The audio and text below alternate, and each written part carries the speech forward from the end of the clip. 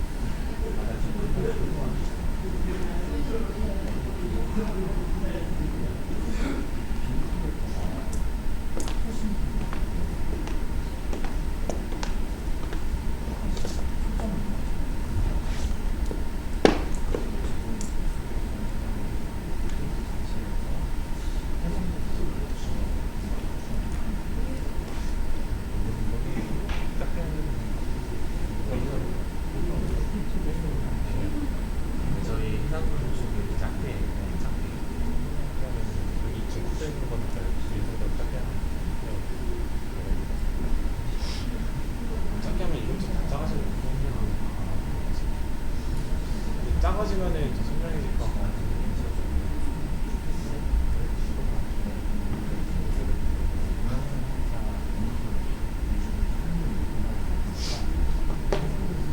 약간 이걸 해봤어요. 근데 뭐 차이가 없어. 괜찮은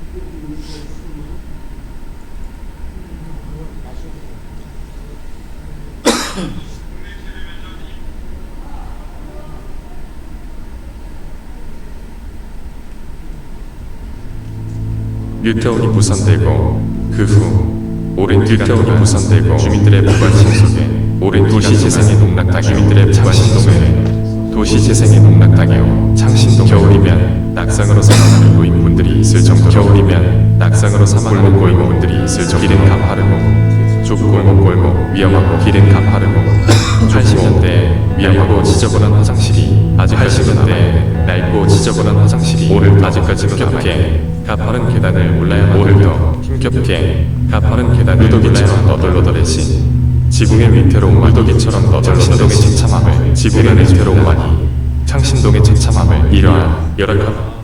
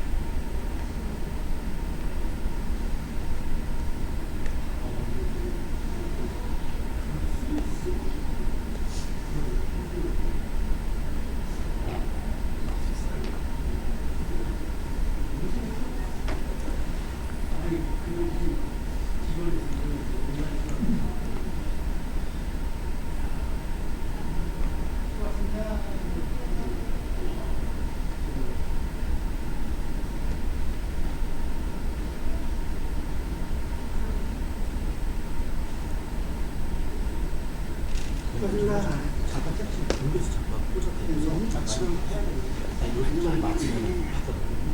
지금 보니까 화면이 작은 화면이 켜지니까 영상이 좀 뚜렷하게 보는 것 같은데 수상자로 다 한번 해주시거든요.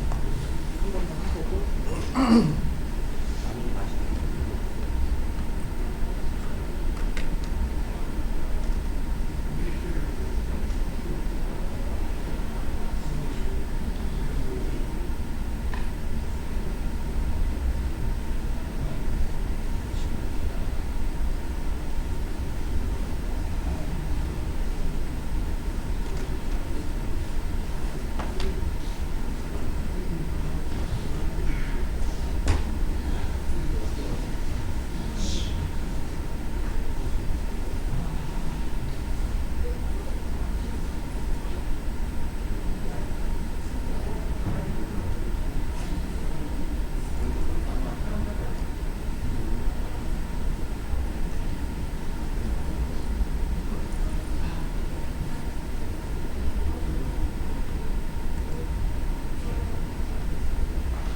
도시 재생 사업이란 게 있습니다.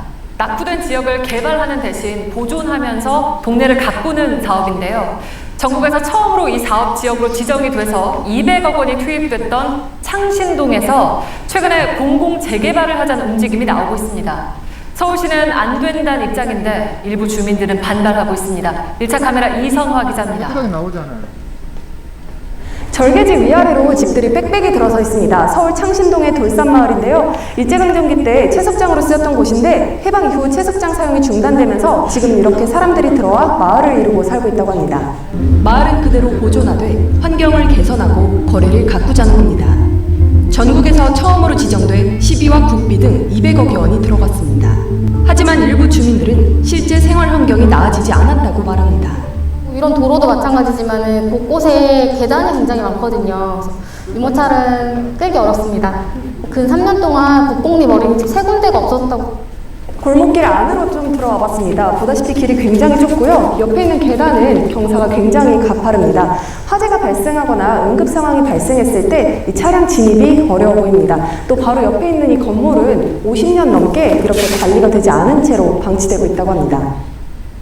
소방차는 생각도 못하고 만약에 화재 사건이 났다 하면 저기나 여기 놓고 호수로 날아가서 해야 되는데 굉장히 위험하고 열악하죠. 아직 정화조가 없는 집도 있고 푸세식입니다. 푸세식. 그 종로 한복판에 이런 데가 있는 데가 되게 무서워요. 이 때문에 공용 화장실을 쓰는 집들도 있다고 말합니다. 여기 올라와서 여기서는 밑에 사람들, 밑에 사는 사람들. 여 주인은 안에 있고. 그래서 여기 화장실 하나 줘 비싸졌습니다. 관광객들 보라고 만들어 놓은 전망대는 주민들의 삶을 초라하게 만들었다고도 털어놓습니다. 자괴감이 들더라고요. 꼭 사파리에 동물을 쳐다보는 그런 듯한 느낌이 받았거든요. 누구를 위한 도시 재생 사업인가라는 문구가 적혀 있습니다. 지금 현수막은 철거가 된 상태인데요. 일부 주민들은 도시 재생 지역이라는 이유로 공공 재개발에서 빠지는 건 불합리하다라고 주장하고 있습니다. 도시 재생. 말 그대로 도시를 재생한다는 의미입니다. 쇠락한 지역에 새로운 기능을 추가해 다시 활동적인 지역으로 재생시키는 목적으로 하는 사업입니다. 전기줄 좀 보세요. 화재가 나면 어떻게 간다고 바닥바닥 이렇게 엄청 크거든요. 이게 공중전 정리라는 것도 이미 다 됐어야 돼요. 아무것도 안 됩니다. 서울시가 공중선 정리라는 이름으로 전신주를 정리한다는 것도 4년 전부터였습니다. 하지만 어찌된 일인지 지금도 상황은 크게 달라지진 않았습니다. 서울의 심장인 종로구에는 여전히 7, 80년대 분위기를 연상케 하는 지역이 있습니다. 가파른 오르막길, 지은 지 수십 년은 돼 보이는 노후주택, 무엇보다 마을버스 한 대도 못 지나가는 좁은 길 때문에 이곳 주민 사람들은 오토바이를 교통수단으로 이용할 수밖에 없었는데요.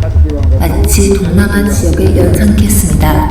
이 지역은 바로 종로구에서 가장 낙후된 주거지로 꼽히는 창신동 일대를 말합니다. 창신동은 박원순 전 서울시장이 2011년에 추진한 도시재생사업 1호 지역인데요. 도시재생이 추진된 창신동은 과연 활력을 되찾았을까요? 뉴스웨이 TV가 이 창신동을 찾아가 봤습니다. 예전 제가 초등학교 때 똑같아요. 그냥 지붕만 바꾼 거예요, 지금 이거는. 지붕만. 지금도 도시재생? 네, 맞아요. 일환이에요. 맞습니다. 이런 게 다 도시재생 일환이에요. 근데 이거를 하게 되면 몇 년간 집을 못 짓는 게 있어요. 그러니까 옥세죠. 희한하게 요즘에 뭐 집을 짓는다? 그러면은 구청에서 뭐 도시재생 일환으로 이게 비용을 대줘요. 대주는데 웃긴 게 뭐냐면 제가 건축을 해서 그런지 몰라도 만약에 그 지붕의 수리 비용이 내가 저기 견적을 냈을 때게 500만 원이야. 그런데 구청에서 저기 그 데려놓은 그 업자가 견적을 내면 1000만 원이에요. 그러면 1000만 원을 내가지고 구청에서 500만 원 받고 집주인한테 500만 원 받고 그럼 500만 원, 그 구청에서 받은 500만 원은 없어지는 거예요. 결국은 주인이 자비로 내준 거지, 수리비를. 그러면서 몇 년간 집을 교체하거나 아니면 수리하거나 구조를 바꾸거나 이러지 못해요. 그러니까 이 상태로. 그게 도시재생의 허점이죠. 어디가 도시재생? 그림. 요거 그림. 계단의 그림. 저 무지개. 원래 이 골목에다가 조명을 쏴주기로 주민들에게 동의서를 받았답니다. 이 거리가 조명을 쏴가지고 밤에는 좀 운치 있게 만들려고 했는데 있다고 해놨어요. 주민들이 이거 취약을 하려도 이미 작업을 해놨기 때문에 그 어느 기간 동안은 치우지를 못한다고 해요. 주민들이 필요한 게 뭐겠어요? 도로. 그죠? 바로 나와요, 이렇게. 여기, 아니, 여기 처음 오셨잖아요. 그죠? 처음 왔는데도 필요한 게 뭐? 도로 나오잖아요. 작년에, 여기 4번이나 불렀었어요. 소방관이 뭐라고 할게요? 여기 개발 언제 돼요? 응? 소방차 진입하는 것도 꽤 오래 걸렸어요. 근데 여기는 어린이집이에요? 여기 국립이에요. 하나밖에 없어요. 하나하고 아까 우리가 저로 올라왔을 때 우측이 하나. 여기 유치원이 3군데나 없었어요. 몇 년 만에. 저기 창생초등학교가 지금 2014년도에 알아봤더니 1000명이 넘었어요. 2000명까지 있던 걸로 알고 있어요. 근데 지금 현재 2020년도 1학년부터 6학년까지 400명. 애를 키울 수 있는 환경이 안 되잖아요. 그러니 떠날 수밖에 없는 거예요. 창신동은 도시재생을 하고 있었나? 그 해답을 해외에서 찾을 수 있었습니다. 유럽연합에서 가장 인구가 많은 도시 런던은 1940~50년대부터 도심의 공간 확장이 중단돼 왔습니다. 런던을 가로지르는 템즈강 남동쪽 도클랜드, 고풍스러운 도심 풍경과 달리 초고층 건물이 숲을 이룹니다. JP모건, HSBC 본사 등 국제적인 금융회사가 밀집한 금융특구 까나리 워프입니다. 영국 정부는 포화 상태의 도심을 대신해 1981년부터 버려진 항구였던 이곳을 개발하기 시작했습니다. 190여 헥타를 투자지구로 지정해 민자를 유치하고 용적률 완화, 세금 면제 등 규제도 풀었습니다. 단기간 개발을 이루기 위해 개발비의 80%인 63억 파운드, 우리 돈 9조를 민자로 확보했지만 전문성 있는 공기업을 개발 주체로 내세워 컨트롤 타워 역할을 충실히 했습니다. 공항, 고속도로가 건설되고 강변에는 홍수 유입을 차단하는 방벽을 갖춘 친환경 주거단지, 복합 문화공간, 관광 케이블카까지 생겨났습니다. 버려진 땅이 불과 30년 만에 수천 개의 기업과 최고임금의 일자리 수만 개가 있는 경제, 금융 중심지로 재탄생한 겁니다. And the advantages were that there were jobs, there was a return to this area becoming prosperous and integrated in with the rest of London.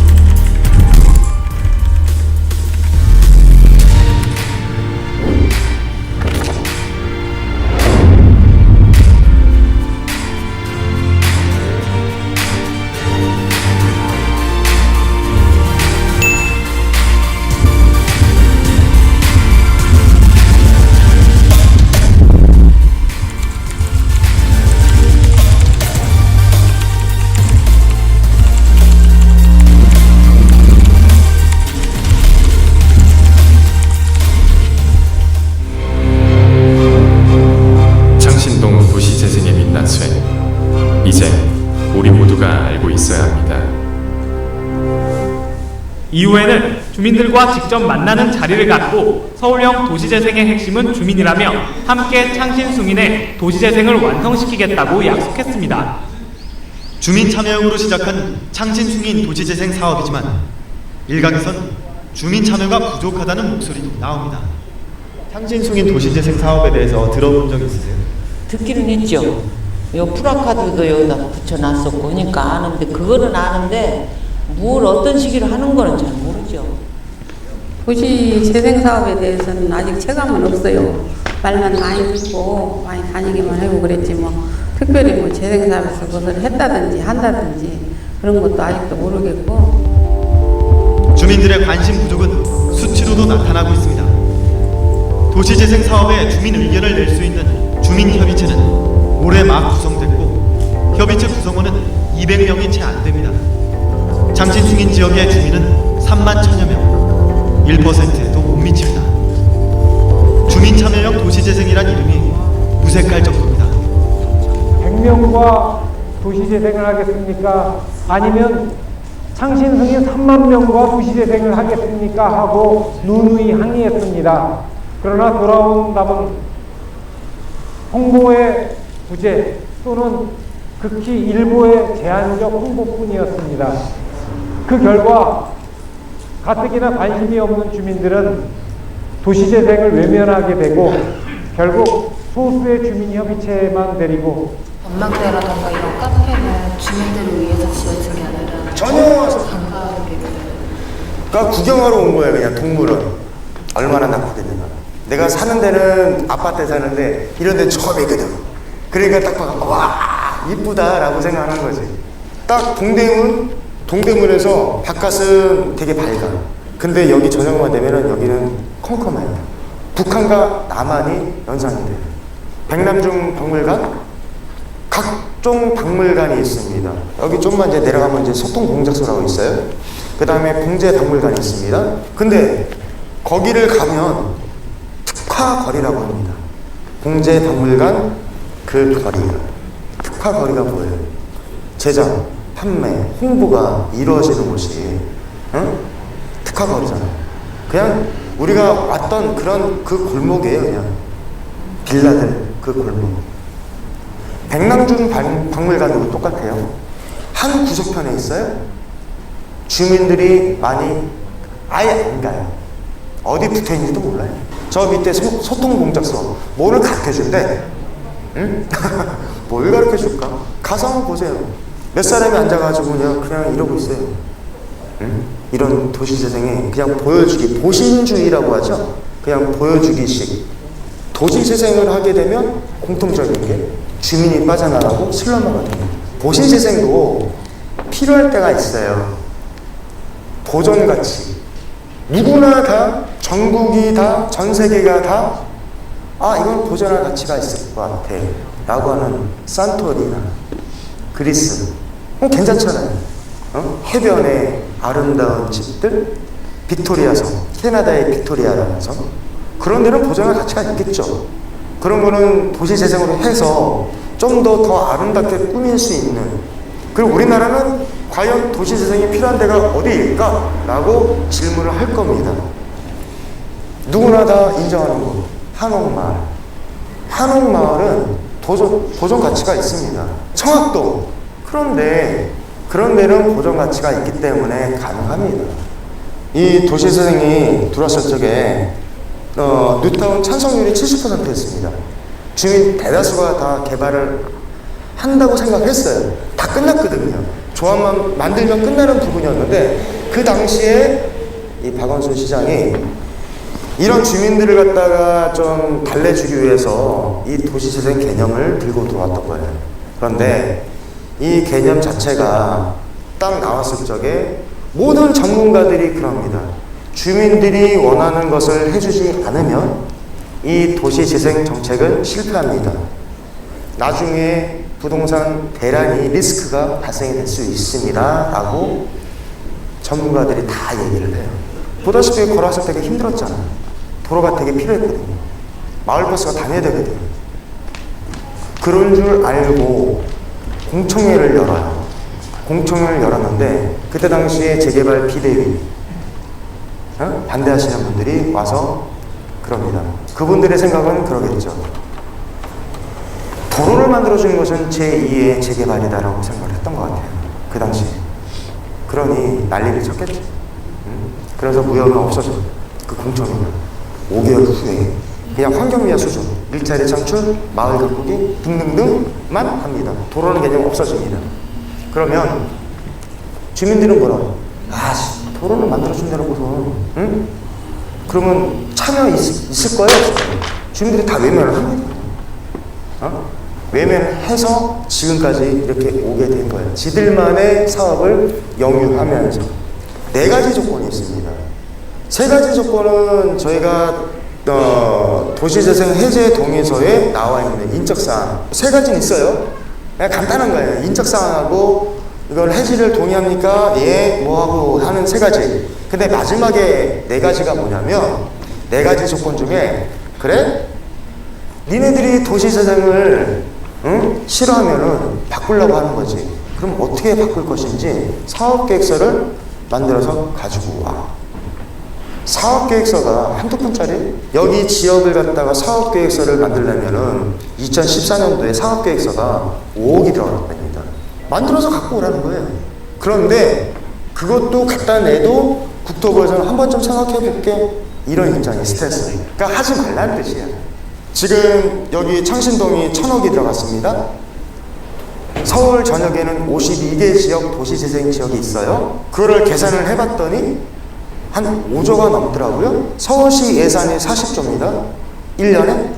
그러면 한 12% 되겠죠? 이게 작은 돈일까요? 그 돈 어디 갔을까?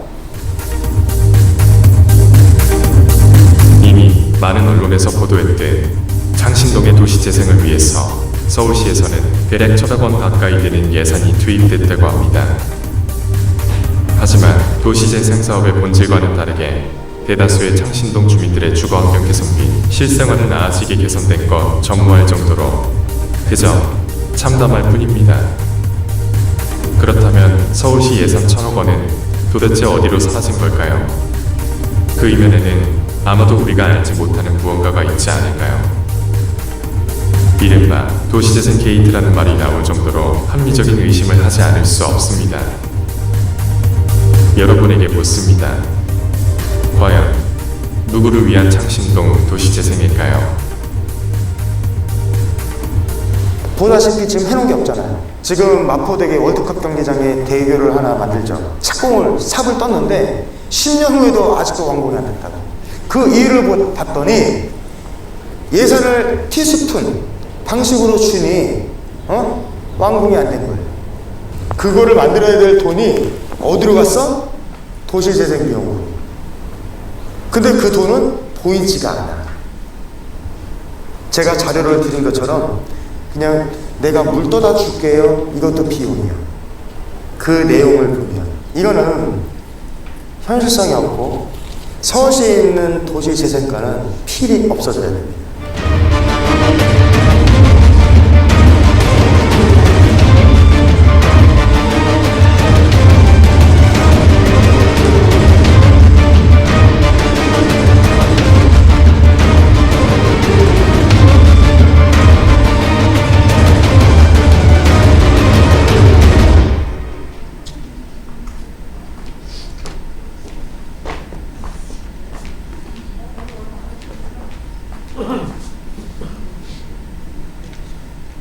안녕하십니까.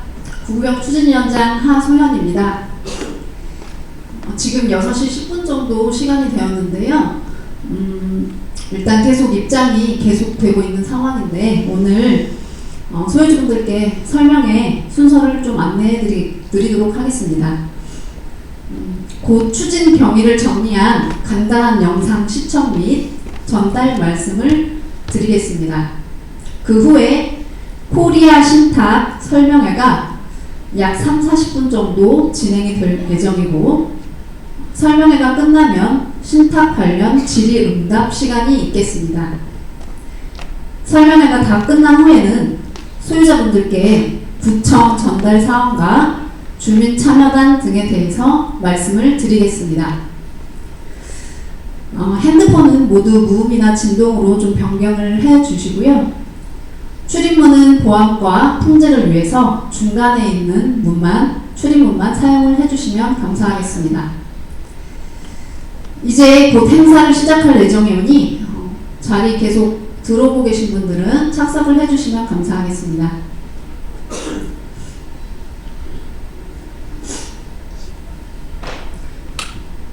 네, 이제 곧 행사를 시작하도록 하겠습니다.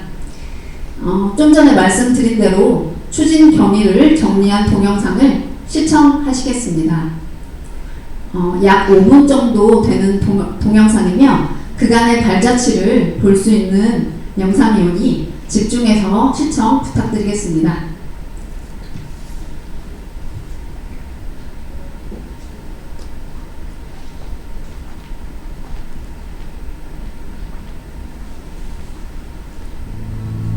뉴타운이 무산되고 그 후 오랜 기간 동안 주민들의 무관심 속에 도시 재생에 농락당해온 창신동은 겨울이면 낙상으로 사망하는 노인분들이 있을 정도로 골목골목 길은 가파르고 좁고 위험하고 80년대에 낡고 지저분한 화장실이 아직까지도 남아있는, 오늘도 힘겹게 가파른 계단을 올라야만 하며 누더기처럼 너덜너덜해진 지붕의 위태로움만이 창신동의 처참함을 대변해줍니다. 이러한 열악함으로 인해 해가와 같은 빈집들은 도처에 그대로 존재하고 창신동은 서울 한복판의 대표적인 달동네라는 오명을 뒤집어 쓴 오늘날의 현실입니다. 더욱더 불행히도 희미해진 벽화만이 도시재생의 실패를 말해주는 처량한 동네입니다. 그래서 이제 우리 모두가 나서기 시작했습니다. 점점 더 피폐해진 우리의 처참함을 더 이상 간과할 수 없기에 각종 언론을 통해 창신동의 현실을 알리고 서울시와 종로구청의 관계자분들을 포함한 관련 정치인분들을 수없이 만나면서 창신동의 재개발을 위해 노력해왔습니다. 그리고 우리 동네와 전혀 어울리지가 않는 도시재생 사업으로 인한 창신동의 피해에 더 이상 간과할 수 없음을 지금까지도 외치고 있습니다.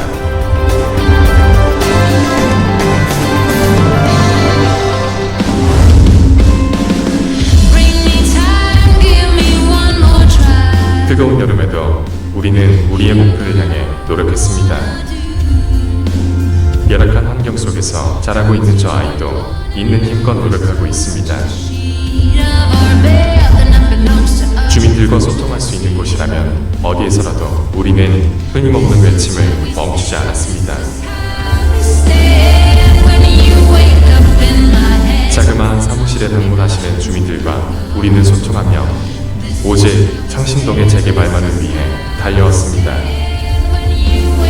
그 중심에는 강대선, 하소연, 신종과 이 3명의 추진위원장이 있고 지금도 재개발을 위해 열심히 나아가고 있습니다.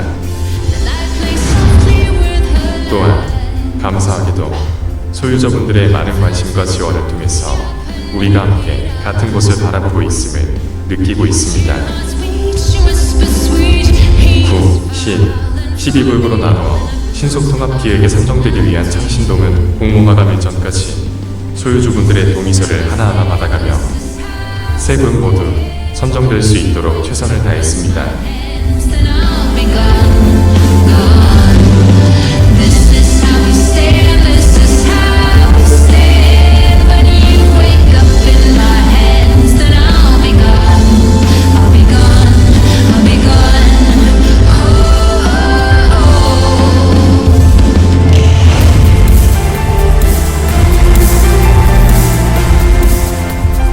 우리가 노력한 결실은 9, 10구역의 최종 선정이라는 놀라운 결과를 얻었습니다.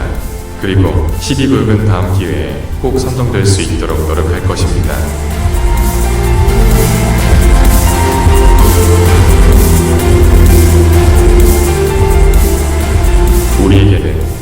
여전히 많은 과제들이 남아 있습니다.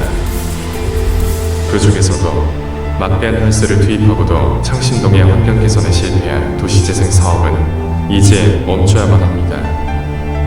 그리고 창신동의 재개발을 방해하는 도시재생 관련자들의 무모하고 이기적인 행위를 우리 모두가 멈추게 해줘야 합니다. 서울 중심에 위치한 그러나 가장 낙후된 우리 동네의 처참한 전망이 그렇게 감성 있고 좋을까요? 우리는 고통스럽습니다. 우리 사무실은 시작부터 지금까지 소유자분들이 십시일반 모아주신 추진사업비로 100% 운영되고 있습니다. 그 책임감을 갖고 재개발 임무를 완수하는 그날까지 열심히 정진하고 있습니다. 더 나은 환경, 사람답게 살 수 있는 창신동을 만들기 위해서는 소유자분들의 동의서와 적극적인 참여가 필요합니다. 우리이기에 가능한 창신동의 재개발은 함께 이루어 나가길 기대합니다.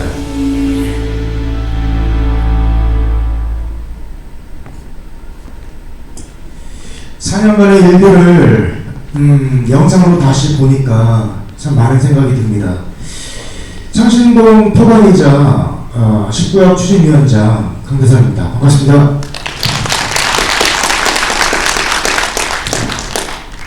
안녕하십니까. 창신동을 변화시키고 싶은 9구역 추진위원장 하소연이라고 합니다. 반갑습니다. 저번 설명회 때는 월요일 저녁임에도 불구하고 한 400분 가까이 자리가 찼었는데요. 오늘도 많은 분들이 참석을 해주시길 바라는 마음으로 이제 설명회를 시작해 보려고 합니다. 퇴근 후에 바로 오시는 분들이 있어서 시간이 6시라서 조금 애매했기 때문에 조금 더 늦게 저희가 좀 전달 말씀을 좀 더 드리고 6시 반쯤 시작을 해보려고 합니다. 그 전까지 이런저런 얘기를 좀 드리겠습니다. 우선 세계구역이 왜 공조를 하는지에 대해서 간략하게 설명을 드리겠습니다. 창신동은 공조를 통한 구역별 지리적 단점 보완이 필요한 지역입니다. 좁은 길을 사이에 두고 세계구역이 모두 인접해 있고 구역별 구분이 확실하지 않고 서로 얽혀 있으며 이러한 이유로 서로의 공조 없이는 원활한 재개발 진행이 쉽지 않은 곳입니다. 한남동의 경우에도 재개발 구역이 붙어 있고 경사도 차이가 커서 도로지방 공사 시 실수 오류가 있는데 구역별 의견 조율이 잘 안 맞아서 재개발 진행이 과정이 좀 늦어진다고 합니다. 우리 창신 3구역은 긴밀하게 협력하고 최대한 지연 없이 하루라도 빨리 재개발을 달성하고자 노력을 할 것입니다. 또한 단지가 클수록 완공될 아파트의 가치와 혜택은 훨씬 더 커질 것이라고 예상이 되며 세계구역이 함께하는 이유입니다.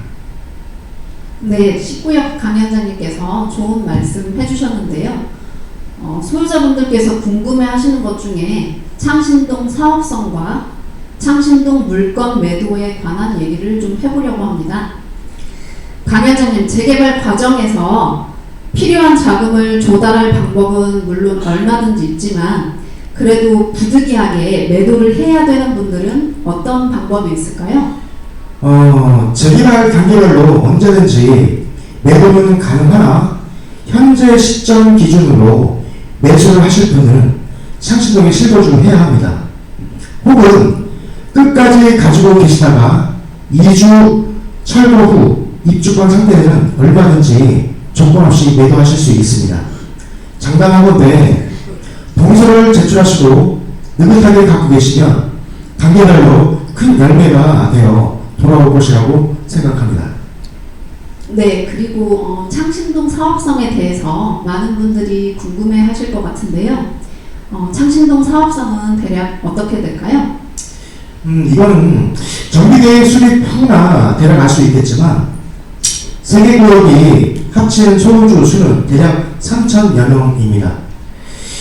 저희가 계획하고 있는 전체 세대수는 한 5,000세대이며 그중 일반 분양은 한 2,000세대로 계획을 하고 있는 중입니다. 창신동은 서울 중심부이기 때문에 일반 분양가가 높게 책정할 수 있다는 장점이 있고 사업성을 아주 긍정적으로 보고 있습니다. 네, 한 예를 들어드리자면 현재 진행 중인 관악산 끝자락에 있는 신림 3구역은 지하철 신림선에서도 아주 멀고 구석에 있는데도 불구하고 요즘과 같은 부동산 불경기에도 84제곱미터 아파트에 프리미엄이 4억이 넘는다고 합니다. 재개발 지역들의 공사비는 거의 비슷비슷하다고 해도 입지에 따라서 아파트 가격과 가치는 천차만별인 것을 소유자분들께서도 아실 것이라고 생각합니다. 창신동 남측 개발과 더불어서 주변 인프라가 잘 갖춰진다면 창신동 북측의 미래는 우리가 지금 감히 상상할 수 있는 가치 그 이상으로 천지개벽을 할 것이라고 저는 확신합니다. 선정법에 미흡한 점이 있더라도 속전속결해야 한다. 공교하게 한다고 오래 끌어서 성공한 예를 본 적이 없다라는 말이 있습니다. 재개발은 시간이 돈입니다. 소유자분들의 부담을 줄이고 최대한 불협화음 없이 재개발을 진행하기 위해서 우리 추진차는 신탁 시행자 방식을 깊이 고려 중에 있습니다. 오늘 코리아 신탁 설명회를 마지막으로 우리 창신동에 맞는 사업 방식을 정하게 될 것인데 신탁과 조합 방식의 가장 큰 차이점에 대해서 말씀을 좀 드리겠습니다. 신탁 방식은 추진위원회 구성 및 승인 절차와 조합 설립 단계를 생략함으로써 절차를 간소화하고 전문 인력과 자금력을 바탕으로 사업 기간을 단축시킬 수 있는 장점이 있습니다. 이로 인해 2에서 3년 정도의 시간을 앞당길 수 있으리라 예상이 됩니다. 오늘까지 총 3곳의 설명회를 통해서 충분한 이해와 고민을 하신 후에 창신동 재개발 사업 방식을 곧 투표로 정할 예정입니다. 투표 방법은 저희 소유주 인증 카톡방 온라인 투표와 사무실에서 직접 투표하는 이 두 가지 방법으로 진행할 예정이오니 소유자분들께서는 적극적인 참여 부탁드리겠습니다. 네, 소유자분들께서도 이제 창신동 미래 가치는 더 이상 말씀을 안 드려도 다 아실 것 같습니다. 재개발 과정에서 불협화음 없이 재개발이 잘 진행될 수 있도록 특히 구구역 분들은 한 사무실에 집중을 해주시기를 구구역 추진위원장으로서 강력하게 말씀드립니다. 또한 재개발 반대 분위기를 조성하는 사람들의 대부분이 도시재생파임을 잘 아셔야 합니다. 앞장서서 반대 시위를 주도하는 분이 어느 식당 사장님이신데요. 이분이 바로 도시재생협동조합 이사장을 맡고 있습니다. 소수의 특정 집단에 의해서 창신동의 발전이 가로막히는 일이 더 이상 발생해서는 안 된다고 생각합니다. 이제 창신동은 강북의 랜드마크가 되기 위한 과정을 차근차근 밟아가고 있습니다. 창신동 재개발이 완성되는 그날까지 저희 추진위원회는 마치겠습니다. 지금부터 코리아 신탁 설명회를 들으며 사업 방식에 대한 결정을 할 수 있는 의미 있는 시간이 되셨으면 합니다. 코리아 신탁 강봉문 팀장님에게 마이크를 전달하도록 하겠습니다. 팀장님 나와주시죠.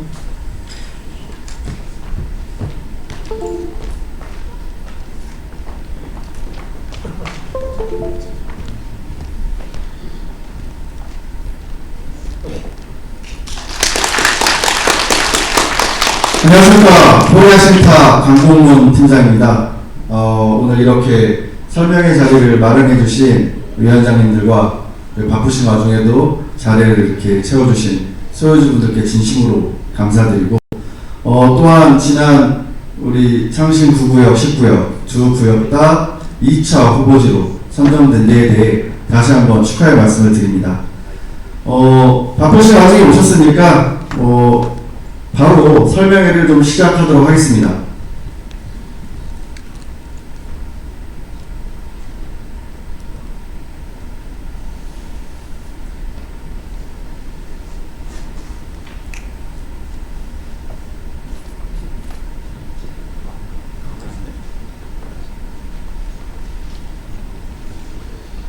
먼저 오늘 설명회를 목차를 말씀드리면 재개발 사업이란 무엇인지, 그리고 신탁 방식 정비 사업이 뭔지, 그 다음에 코리아 신탁은 어떤 회사인지, 그리고 흔히 질문해 주시는 질의응답에 이제 자주 나오는 질문에 대해서 먼저 답변 드리고 그 다음에 또 질의응답 받도록 하겠습니다. 재개발 사업에 대해서 먼저 좀 설명을 드리겠습니다. 이제 우리 창신 9구역, 10구역 두 구역 다 재개발 사업을 하는데요. 낡고 오래된 집이나 상가 등의 건축물이 모여있는 지역 중 도로, 공원 등 기반 시설이 열악한 1만 제곱미터 이상의 지역에서 아파트를 건립하는 사업이 되겠습니다. 재개발 사업을 먼저 설명을 드리는 이유는 지금 소유주 분들께서 하시는 사업이 어떤 사업인지를 먼저 확실히 머릿속에 담아두고 계신 다음에 앞으로 어떻게 우리가 이 사업을 끌고 나가야 될지 이 방향을 잡으셔야 되기 때문에 먼저 설명을 드립니다. 쉽게 말씀드리면 헌집 주고 새집 받는 게 이제 재개발 사업인데 헌집 주고 새집을 받는데 나한테 이득이 되지 않는다고 하면 이 사업을 해야 될까요? 재개발 사업을 하면서 지금까지 수십 년간 여러 조합원님들이나 소유주분들이 하시는 이유는 재개발 사업을 통해서 내 자산이 증식이 되기 때문에 이 사업을 하기 시작을 했습니다. 앞으로 설명을 듣는 중간이나 이 사업을 쭉 관심 있게 보시면서 어떻게 하면 내 자산을 가장 크게 증식시킬 수 있는지 이걸 가장 머릿속에 염두에 두시면 좋을 것 같고요. 간단합니다. 지출은 줄이고 수입은 늘리는 게 내 자산 가치를 가장 높일 수 있는 방법입니다.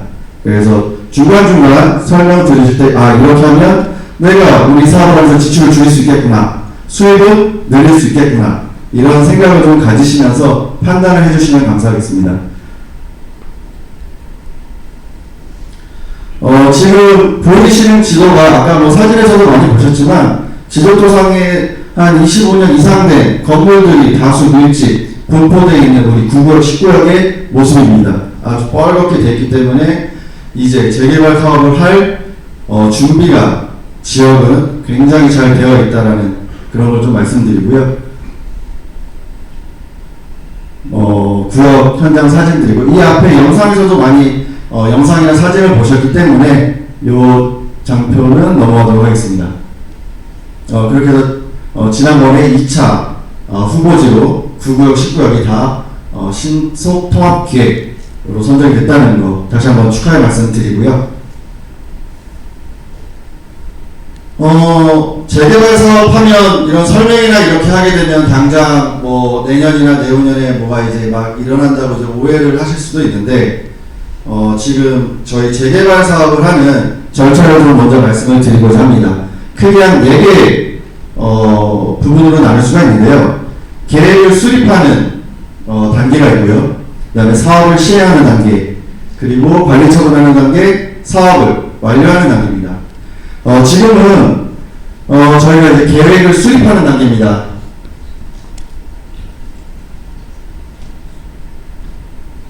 요 계획을 수립하는 단계고요. 정비구역 지정 전 단계입니다.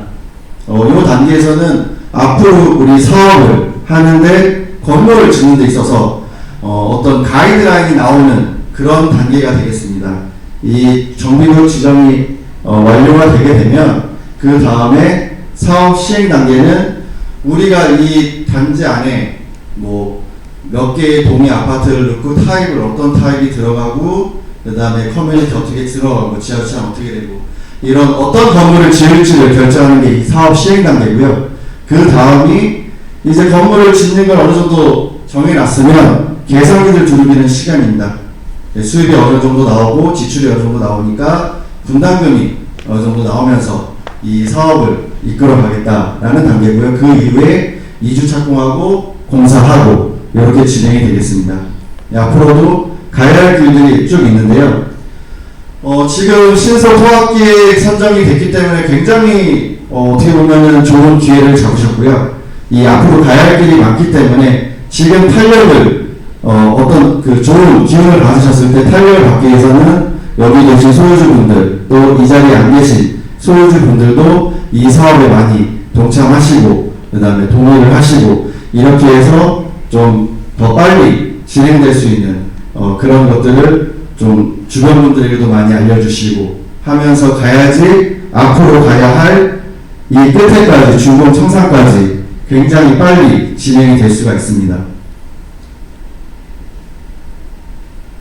그렇다면 갑자기 신탁 방식이라는 걸 말씀을 뭐 드려서 좀 왜 그런가 이렇게 생각을 하실 수도 있는데요.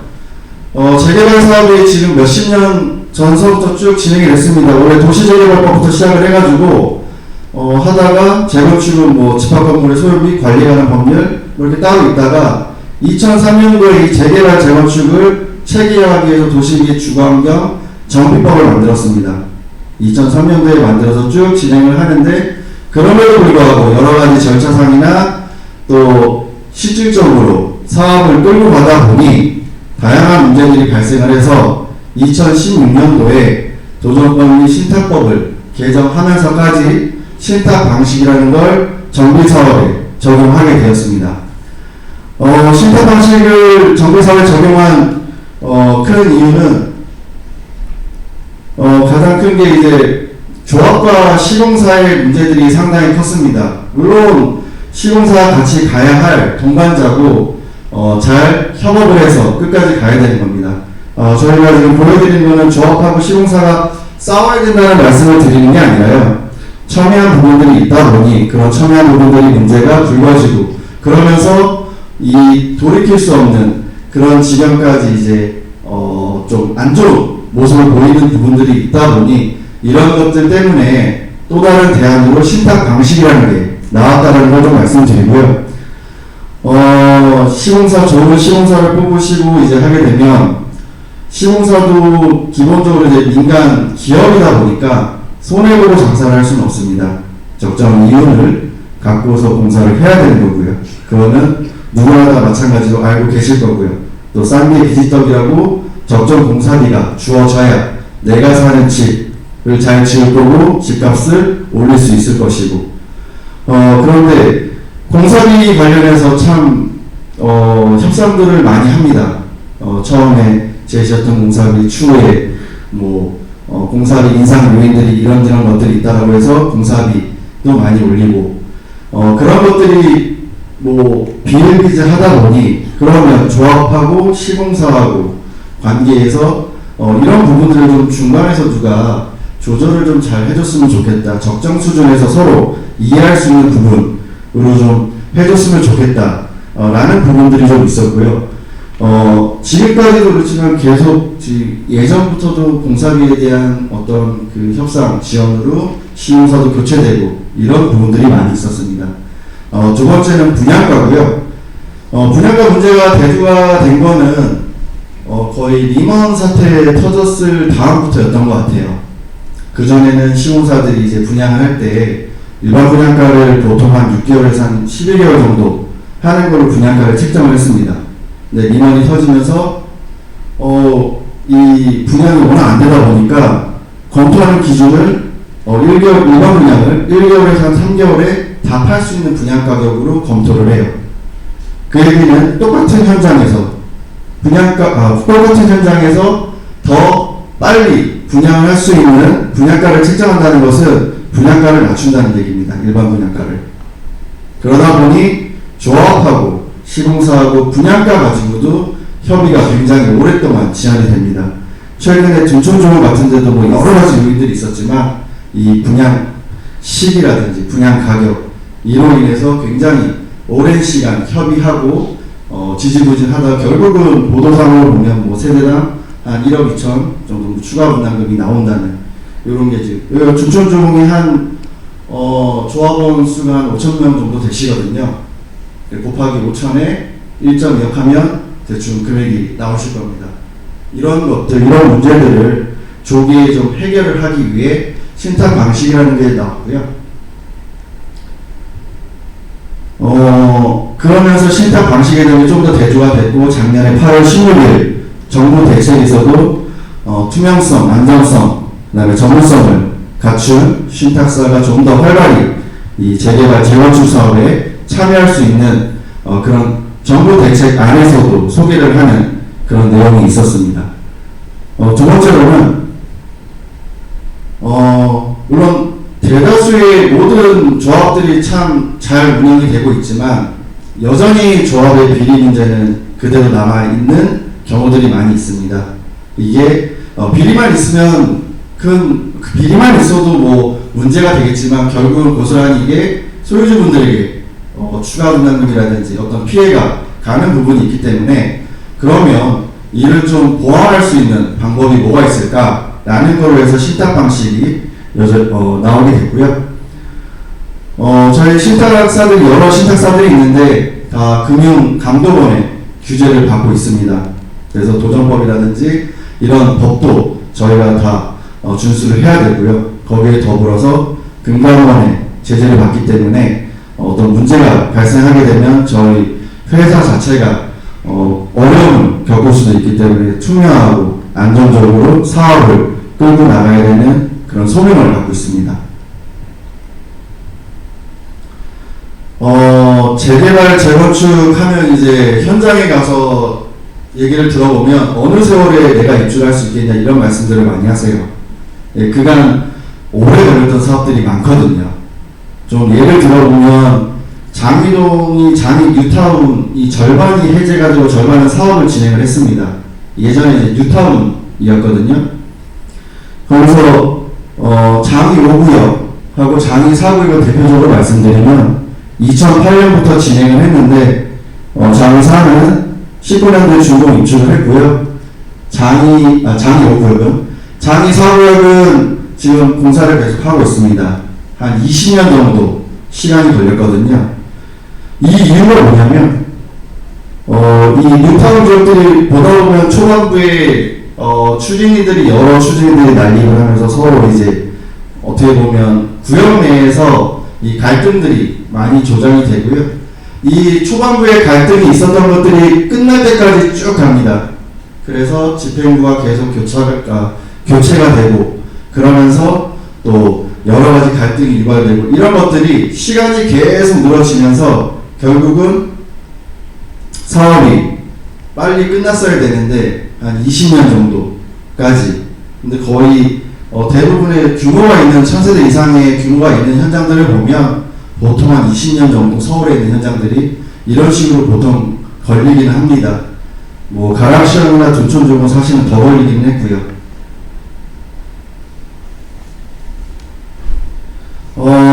이런 부분 때문에 이제 신탁 방식이라는 것을 정부에서 이제 여러 소유주분들에게 소개를 시켜드렸고, 또 저희 신탁사들이 소유주분들을 찾아다니면서 이렇게 좀 설명을 드리고 있습니다. 투명성 및 전문성을 저희가 확보를 하고 있고요. 원활한 사업비도 조달할 수 있고, 신속한 사업 추진, 공사비 절감, 사업비 절감, 이런 부분들을 이뤄낼 수 있습니다. 자세한 각 항목에 대한 거는 이 다음 쪽으로 넘어와서 다시 설명을 드리도록 하겠습니다. 먼저 신탁 방식이 뭔지 좀 말씀을 드리면, 신탁사가 수수료를 받고 조합이나 토지 등 소유자를 대신하여 재개발이나 재건축을 진행하는 도시정비 사업의 하나의 방식입니다. 사업을 진행하는 절차는 똑같습니다. 다만 추진이나 조합을 설립하지 않고 사업을 진행할 수 있다는 장점이 있고요. 사업비 조달에 신경 쓸 필요 없이 안정적이고 신속하게 사업을 진행할 수 있다는 장점이 있습니다.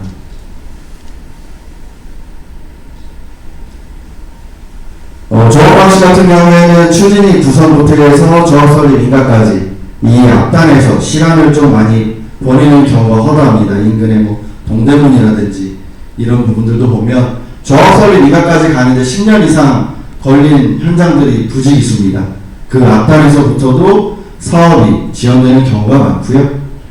이런 부분에서 신탁 방식은 애초에 이 절차를 없애서 소유주분들에게 동의를 얻어서 사업을 진행을 하는 그런 방식이 되겠습니다. 신탁 방식의 장점으로는 공사비 절감, 사업비 절감, 원활한 자금 조달, 투명성, 전문성 확보가 있고요. 단점으로는 신탁 수수료가 발생을 합니다. 그리고 신탁 등기를 해야 되는 부분이 있습니다. 이 신탁 등기를 해야 저희가 지정고시를 가질 수 있기 때문에 두 가지가 있는데, 신탁 수수료는 일반적으로 저희가 공사비 절감 부분 범위 내에서 신탁 수수료를 책정을 합니다. 그래서 소유주분들에게 추가적으로 부담이 되지 않도록 그렇게 수수료를 책정을 하고요. 그리고 신탁 등기 같은 경우에는 뭐 재건축 같은 경우에는 신탁 등기를 이주하기 직전에 의무적으로 다 합니다. 재개발 같은 경우에는 하는 경우도 있고 안 하는 경우도 있는데, 이 신탁 등기를 좀 땡겨서 한다는 걸로 생각을 하시면 되고요. 언제든지 내가 뭐 판다든지 아니면 세를 준다든지 아니면 뭐 대출을 받는다고 해서 근저당을 설정한다든지 이럴 때에는 신탁 등기를 해지시켜 드립니다. 공사비 사업비 절감입니다. 하우징 주거환경연구원에서 이제 매년 공사비에 대해서 비교를 하는데요. 조합 방식으로 서울에서 조합 방식으로 하는 거와 그다음에 신탁 방식으로 하는 게 보통 보면은 뭐 한 평당가로 50만원, 100만원, 50만원 이렇게 해서 한 60~70만원 정도 수준으로 신탁 방식의 공사비가 더 낮게 그렇게 시공사들이 공사비를 책정을 합니다. 그 이유는 공사비가 크게 두 가지가 있습니다. 직접 공사비라고 해서 이 공사 현장에 가시면 시멘트라든지 철근이라든지 인부들이라든지 타워크레인이라든지 이런 현장에 직접 들어가는 그 원가 부분이 직접 공사비고요. 그 외에 분양경비라든지 민원 처리비라든지 아니면 미분양 촉진비라든지 여러 가지 부수적인 비용들이 있는데 그 부분이 간접 공사비입니다. 직접 공사비는 절대 저희가 건드릴 수가 없고요. 시공사들이 브랜드 관리를 굉장히 잘합니다. 신탁 방식으로 해서 직접 공사비를 건드리게 되면 시공사들이 본인들이 쓰는 브랜드를 안 걸어요. 굉장히 엄격한 기준하거든요. 마감 수준이라든지 이런 모든 게 다 매뉴얼화가 되기 때문에 직접적으로 공사하는 데 있어서 들어간 부분이 충족되지 않으면 본인들의 브랜드를 걸지 않습니다. 하지만 지금 신탁 방식으로 진행한 현장들은 시공사들이 브랜드를 다 걸고 있습니다.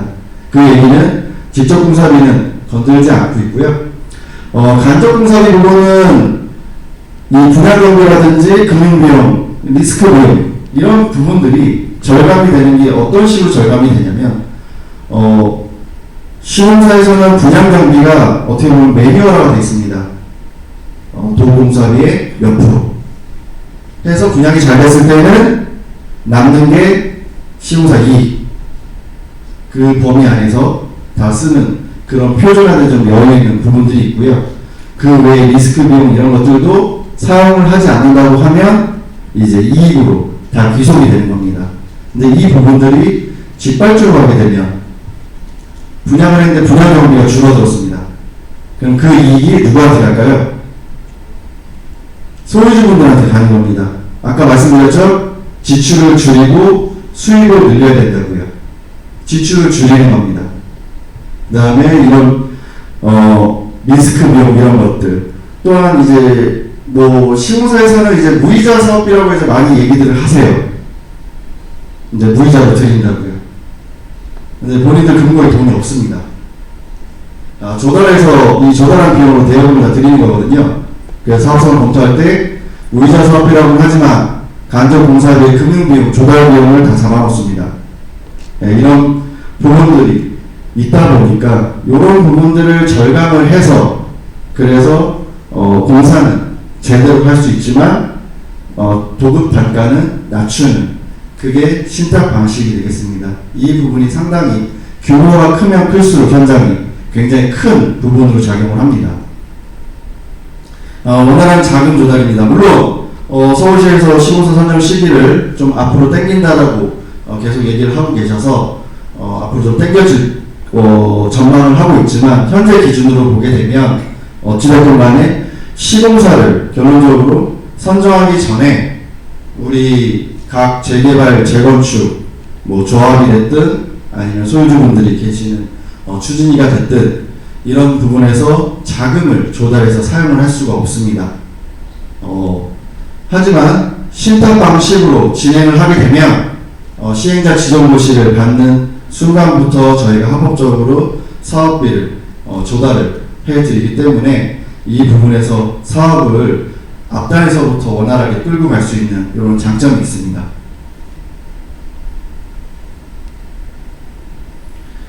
투명성 및 전문성입니다. 아까 근거론에 대해서는 잠깐 말씀을 드렸고요. 신탁사들이 크게 보면 재산이 두 개로 분리가 됩니다. 회사 자체 재산이 있고요. 신탁을 받은 재산이 있습니다. 이 신탁을 받은 재산은 그 어떠한 이유로도 신탁 목적 외에는 그 재산을 건드릴 수가 없습니다.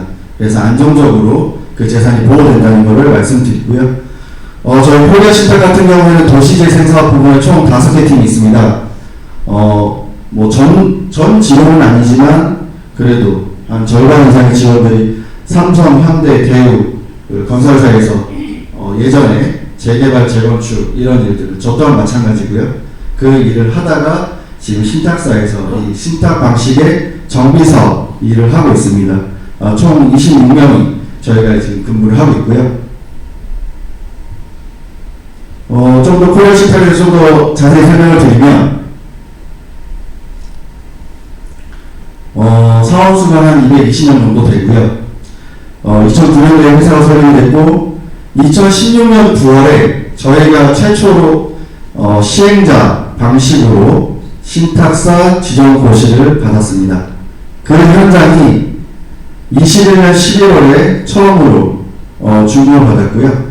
구역 지정 받고 나서 시행자 지정고시를 받고 인허가 다 거친 다음에 준공까지 마무리하는 현장을 저희가 최초로 했었습니다. 규모는 좀 작긴 했지만 재건축 현장이기도 했고요. 5년 2개월에 사업을 완수를 했었습니다. 또한 대행자 방식으로도 저희가 최초로 준공을 했었고요. 지금은 총 22개 사업장을 고시를 받고 그 중에 4개 현장을 준공을 시켰습니다. 저희가 신탁 받은 재산의 수탁고가 총 지금 한 26조 정도 되고요. 자본 총액이 한 1,900 정도 됩니다. 보시면 저희가 부채 비율이 계속 안정적으로 물론 타 신탁사들도 부채 비율이 굉장히 낮은 편이긴 하고요. 그럼에도 불구하고 그 평균보다도 저희가 더 부채 비율이 낮은 정도의 안정적인 회사라는 걸 좀 말씀드리고요. 전국의 21개 현장에 대한 리스트입니다. 이 중에 4개 현장은 완료를 시켰고요. 그 4개 현장들입니다. 보통 평균적으로 한두 개의 현장들 준공을 냈고 처음부터 시작을 해서 준공한 현장들은 제가 알기로는 없는 걸로 알고 있습니다. 저희가 안양진흥구역이 최초 현장이고요. 26년 9월에 고시받고 사업시행을 17년에 받고 관리처분 18년에 받아서 21년 11월에 준공해서 5년 2개월이 걸렸습니다. 창원 자산구역인데요. 지방에 있는 현장인데 여기는 이제 자금 지원이 안 되다 보니까 신탁사에서 관리를 하다가 사업이 중단됐던 걸 저희가 다시 조합과 협의를 해서 18년 이후에 사업 중단됐던 거를 21년도에 시작을 해서 지금 관리처분 인가받고 이제 2주 준비하고 있습니다. 신축으로 1,250세대 정도 되고요. 대형연립 이거는 시공사가 부도났던 현장을 저희가 들어가서 사업을 완료시킨 현장이고요. 주로 공통된 질문에 대해서 먼저 말씀을 드리고 또 소유주분들이 많이 궁금해하시는 게 있을 거니까 그 개별적으로 질문을 받도록 하겠습니다. 신탁을 하게 되면 굉장히 두려워하시는 분들이 많으시고 첫 번째는 이 반응이 제일 크세요. 신탁하면 내 재산을 뺏긴다. 신탁법 33조 충실의 신탁사는 신탁 계약의 목적을 신의성실 원칙에 따라 수익자 이익을 위해 업무 진행한다 라는 부분, 신탁법 22조 강제집행 금지, 신탁 재산은 원칙적으로 강제집행, 당복권, 경매 실행이 불가합니다. 그리고 24조 수탁자의 파산 등과 신탁재산, 신탁사가 파산하더라도 신탁재산은 보호됩니다. 이 법으로 엄격하게 보호가 되고 있는 부분이고 따로 이용도 할 수 없는 그런 부분이어서 별도의 신탁재산들을 관리를 하고 있다는 걸 좀 말씀드리고요. 신탁을 하게 되면 매매 등 재산권 행사가 불가한 거 아니냐. 약간 번거로우실 수는 있습니다. 신탁했던 거를 해지를 해야 되니까. 그럼에도 불구하고 명의변경이라든지 전세권, 임대차 계약, 대출, 근저당 설정을 하기 위해서 이런 등등 재산권을 행사하시는 데에 언제든지 신탁을 해지했다가 다시 재신탁하는 이런 절차로 진행하고 있습니다. 의사결정은 신탁사가 마음대로 하는지 자산 관련된 주요 사항은 총회를 통하여 결정합니다. 이사의 대의위원회가 없다 보니 좀 더 원활하게 의사결정을 구할 수 있는 제도가 되겠고요. 조합에 조합 전관이 있듯이 신탁 방식으로 할 때에도 사업 운영 규정이라는 걸 주민들의 동의를 구해서 총회를 통해서 그 운영 규정을 승인을 받습니다. 그래서 이 사업을 운영하는 어떤 기준을 소유주분들하고 같이 해서 중요한 부분들, 뭐 예를 들면 시공사를 선정한다든지 아니면 건축 계획을 확정 짓는다든지 관리처분 계획을 확정 짓는다든지 이럴 때 다 소유주분들의 의견에 동의를 구해서 진행을 하고 있습니다. 개발이 분배된 신탁사와 토지 등 소유자 간의 의견 충돌이 있을 때는 어떻게 할 것이냐. 신탁사는 지정된 수수료에 별도의 수치 이익이 없습니다. 그리고 저희는 분양 수익금이 늘어나고 그리고 사업이 빨리 진행될수록 저희도 그에 맞춰서 수수료를 받기 때문에 어떻게 보면 소유주분들하고 동일한 목표점을 갖고 사업을 진행을 합니다. 신탁사의 자금 보조로 조달이 불가할 경우 신탁사는 금감원 계속 얘기를 하는데요. 저희가 이제 금융회사입니다. 자체 자금 조달 충분히 가능하고요. 현금을 갖고 있기 때문에 사업 초기 자금은 저희가 거의 자체 자금으로 합니다. 어디 딴 데서 조달하지 않고요. 일반적으로 관리처분하고 나면 그때부터는 거의 99% 현장들은 PF를 일으켜서 다 진행을 하는 그런 절차대로 가기 때문에 사업비에 대한 거는 자금에 대한 거는 걱정 안 하셔도 되고요. 아까 잠깐 보여드린 대로 업계 평균 대비 낮은 부채 비율을 갖고 있다 보니까 굉장히 안정적인 회사라는 걸 다시 한번 말씀드리고요. 시공사업들이 무이자 되어주는 신탁사는 이자를 수취한다. 아까 잠깐 말씀드린 대로 무이자 대여금이라고 해서 제시를 예전에 했었었는데 그 무이자라고 하지만 간접공사비 조달 비용을 다 계상해서 집어넣는다는 공사비, 도급공사비 원가에 다 들어가 있다는 거 다시 한번 말씀드리고요. 이상으로 좀 빨리 진행을 했는데 이 앞단에 다른 신탁사들이 좀 설명을 했었고 또 두 번 들으시는 분들도 계실 것 같아서 좀 준비한 거는 좀 빨리 진행을 했습니다. 그래서 이번에는 좀 소유주분들이 많이 궁금해 하시는 것들이 있을 것 같아서 그런 질의응답을 좀 받는 걸로 시간을 좀 가지려고 합니다. 궁금하신 거 있으시면 손을 들어주시면 저희 직원이 마이크를 드릴 거거든요. 그래서 질문을 해주시면 되겠습니다.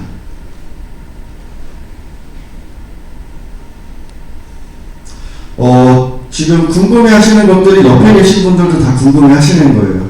처음에 이제 설명을 하면 이렇게 뭐 질의 응답이라든지 이런 거 질문 좀 말씀을 드리면 머뭇거리시는 경우들이 많은데 먼저 이렇게 시작을 하시면 또 계속 예. 네. 잘 설명해 주셔서 감사하고요. 제가 드리는 질문은 가장 이 사업이 진행되는데 가장 큰 문제가 이 사업 소유자들이 이 사업을 하기 위한 동의율일 텐데 처음 사업 선정하고 지원할 때도 우리 추진위원장님들이 그 동의서 구하는데 가장 큰 어려움을 겪은 걸로 알고 있는데 지금 말씀해주신 단계별 사업을 진행되어 나갈 때 어느 단계인지는 제가 이 분야 전문가는 아니니까 모르겠는데 어느 단계에서 일정 비율 이상의 동의서가 분명히 있어야 되는 걸로 제가 들었는데요. 그 부분은 신탁사에서 어떻게 해결할 수가 있는지, 아니면 지난번 우리 그 추진위원님들이 막 발로 뛰면서 모았던 그런 방식으로밖에 해결이 안 되는지, 그 문제가 가장 중요한 것 같은데 그거는 어떻게 해결하십니까? 예, 말씀하신 부분이 각 단계별로 동의서가 항상 필요하거든요. 그 일정 부분에 동의서. 지금 같은 경우는 정비계획 위반 정비계획 위반에 대한 동의서가 아마 중간에 이제 진구가 동의서를 요청을 할 겁니다. 기본적으로 제가 제일 처음에 재개발하는 이유를 말씀드린 거를 잘 기억해 보시면 돼요. 우리가 재개발을 해야 되는 상황이 왔습니다.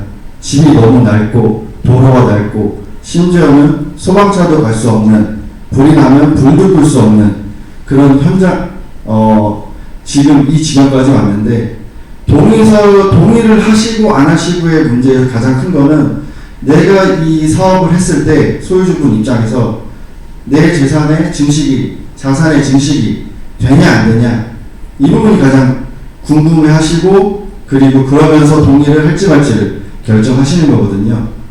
예, 그 부분에 대해서는 꾸준히 설명을 좀 많이 드려야 돼서, 보통은 저희가 할 때는 이런 큰 설명이 뿐만이 아니라 자담회도 많이 합니다. 대규모로 이렇게 모이시게 되면 시간과 장소가 좀 한정이 되기 때문에 소규모의 그룹별로 자담회 이런 것들도 많이 해서 좀 이 사업을 해야 되는 이유에 대해서 계속 좀 설명을 드리거든요.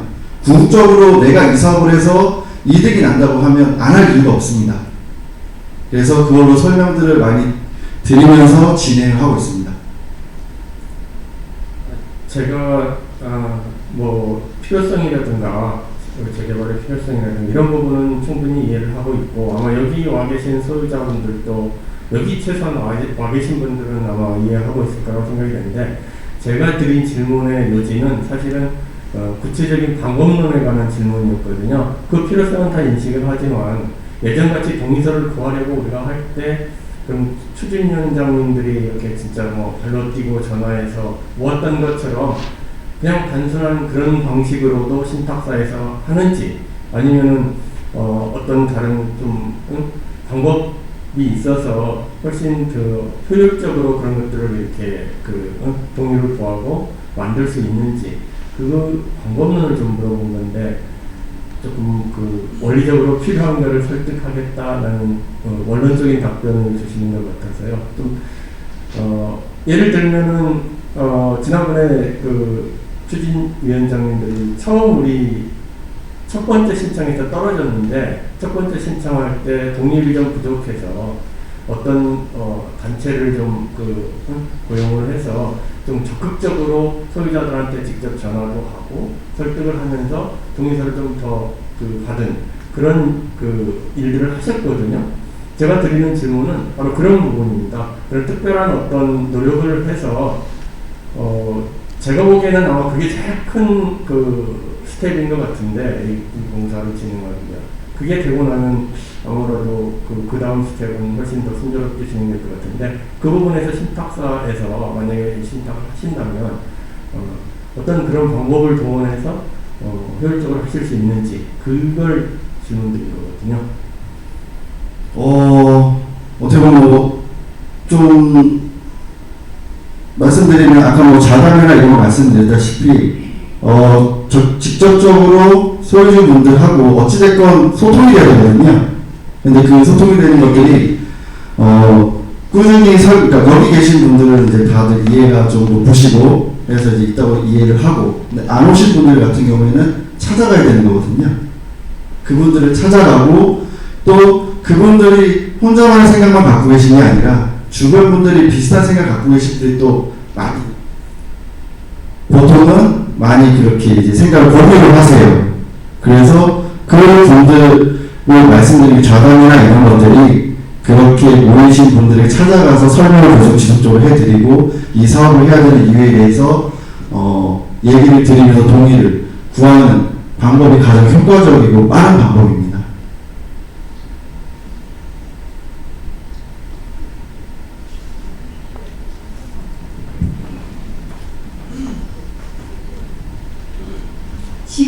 말씀하신 거랑 대동소이한데 전 아주 단도직입적으로 여쭤볼게요. 그 조합에서는 마지막 동의율이 안 됐을 때는 그 직접 집이 1대1로 찾아가서 동의서를 받아오고 그분들은 일정 어떤 그 보상을 받는 걸로 알고 있거든요. 그 부분을 사업비에서 쓰겠죠. 조합 방식이면은. 근데 신탁 방식이 이제 어떤 신탁사가 정해졌을 때 그렇게 가가고 방문했을 때 공식적으로 신탁사에서 그거를 해줄 수 있느냐 이걸 여쭤보는 거거든요. 동의를 높이기 위해서 동의서를 받는 그런 방식으로 할 수가 있는지 정식적으로 그 신탁 방식에 있어서 그거를 여쭤보는 거거든요. 왜냐면 그 조합이 없고 사업비가 없기 때문에 신탁사에서 그걸 해줄 수 있는지. 네. 초기에 그 동의서 진구하는 부분에 있어서 물론 저희가 뭐 직원들도 같이 동참을 해서 하기도 하고 하는데 구체적인 거는 좀 더 얘기를 해봐야지 지금 이 자리에서 당장 저희가 그럼 당장 내일부터 동의서 걷어들일 수 있습니다 없습니다 말씀드리기는 조금 곤란한 질문인 것 같고요.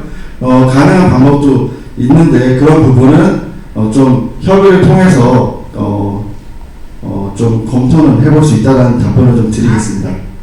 가능한 방법은 있는데 지금 현 시점에서는 뭐 구체적으로 말씀하실 수 없는 그런 애로한 그런 건 있는 것 같고요. 제가 이제 지금 신탁사가 우리가 지금 3개 정도 되나요? 무궁화하고 3개 정도 되나요? 총 신탁사는 14개 이상입니다. 그래요? 네. 근데 이제 재개발을 하다 보면은 조합 방식이면은 시공사 선정할 때 경쟁이 엄청 치열하잖아요. 그러면 지금은 조합의 방식은 사업비라고 그랬고 신탁은 간접비라고 똑같은 사업비라는 명칭을 쓰는지 모르겠는데 만약에 9구역, 10구역, 12구역에 신탁사별로 별도로 인센티브를 줄 수 있는 그런 여지가 있나요, 혹시? 소유주분께서요? 소유주들한테 이제 신탁사가 이제 뭐 한 3개 정도 경쟁이 붙었다 했을 때 신탁사 나름대로 그 이익 부분에 수수료 부분에서 일정 부분을 조합원한테 혜택을 줄 수 있는 그런 게 혹시 있나요? 이익 부분에서 나눠드리는 거예요? 저희 보수에서? 회사의 이익이 100이 남았으면 그 부분에 뭐 3% 정도는 조합원들한테 좀 돌려준다. 이거를 가능하게 법적으로 열어놓은 게 있는지 그 부분이 이 정도는 애초에 수수료 산정을 할 때 애초에 수수료 산정을 할 때 그 부분까지도 감안을 해서 돌려드린다는 게 아니라 과거의 수수료를 계산하지 않는다는 걸 말씀드립니다. 네, 알겠습니다. 그러니까 수수료를 조금 차별을 뒀을 때 이제 좀 적게 잡으면 조합원한테 이득이 가는 것이고 이제 그런 식으로. 그리고 아까 말씀드렸다시피 공사비 절감되는 총 지출에서 절감되는 부분 범위 안에서 저희가 수수료를 책정을 하기 때문에 수수료를 인해서 추가적인 소유주분들의 부담이 발생하지 않도록 그렇게 수수료는 책정하고 있습니다. 네, 알겠습니다. 감사합니다.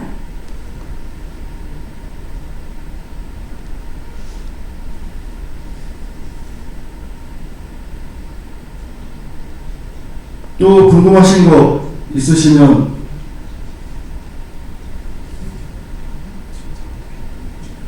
네, 좋은 말씀 감사합니다. 몇 가지 궁금한 게 있는데요. 지금 아까 전에 맨 처음에 말씀하셨던 이제 사업이 필요성이라는 것은 충분히 인식할 수 있는 상황이고요. 지금 노후되어 있으니까요. 근데 이제 그 자산의 가치를 증식시켜준다는 것은 약간 좀 의문이 드는 부분이 있는데, 어쨌든 신탁사는 그 사업을 진행시켜서 그 사업을 마무리 지으면 어쨌든 약속된 수수료를 받아가는 거고요. 시행사는 당연히 공사했으니까 자기네들이 약속한 금액 이익을 얻는 거예요.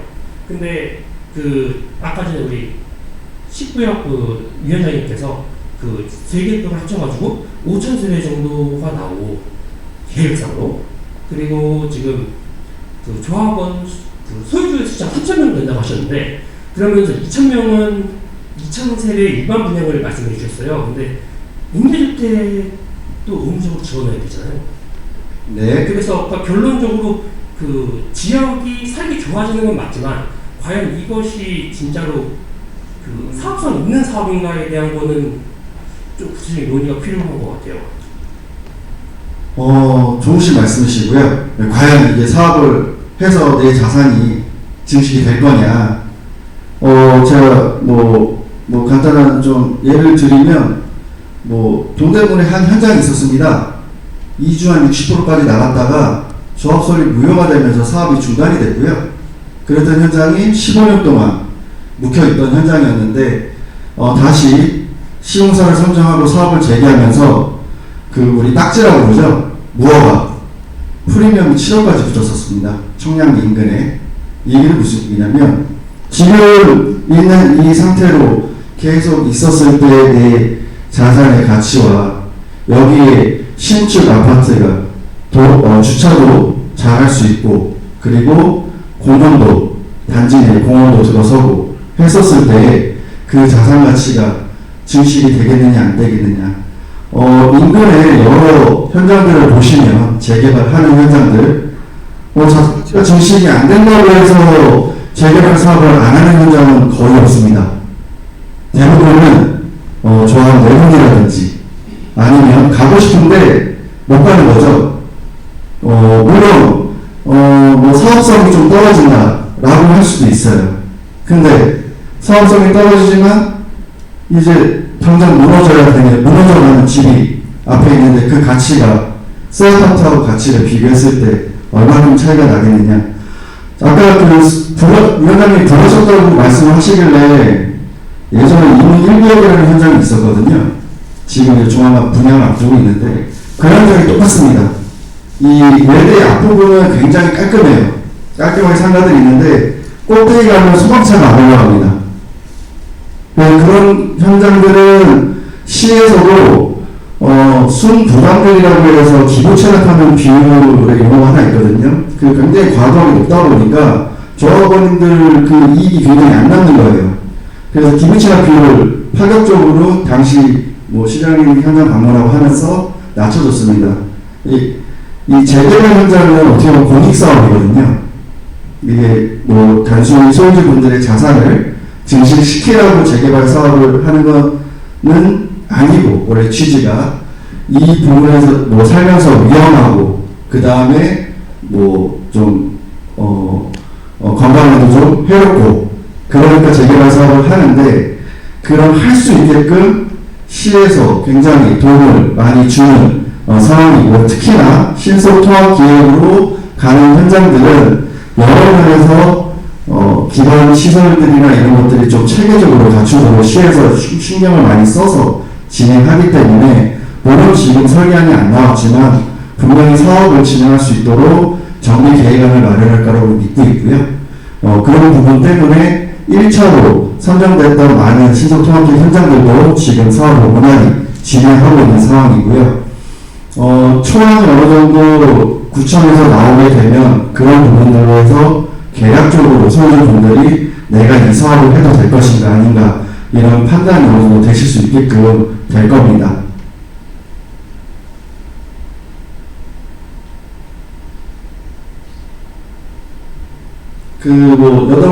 말씀드린 아까 저희가 절차가 좀 여러 절차가 있다고 말씀을 드렸잖아요.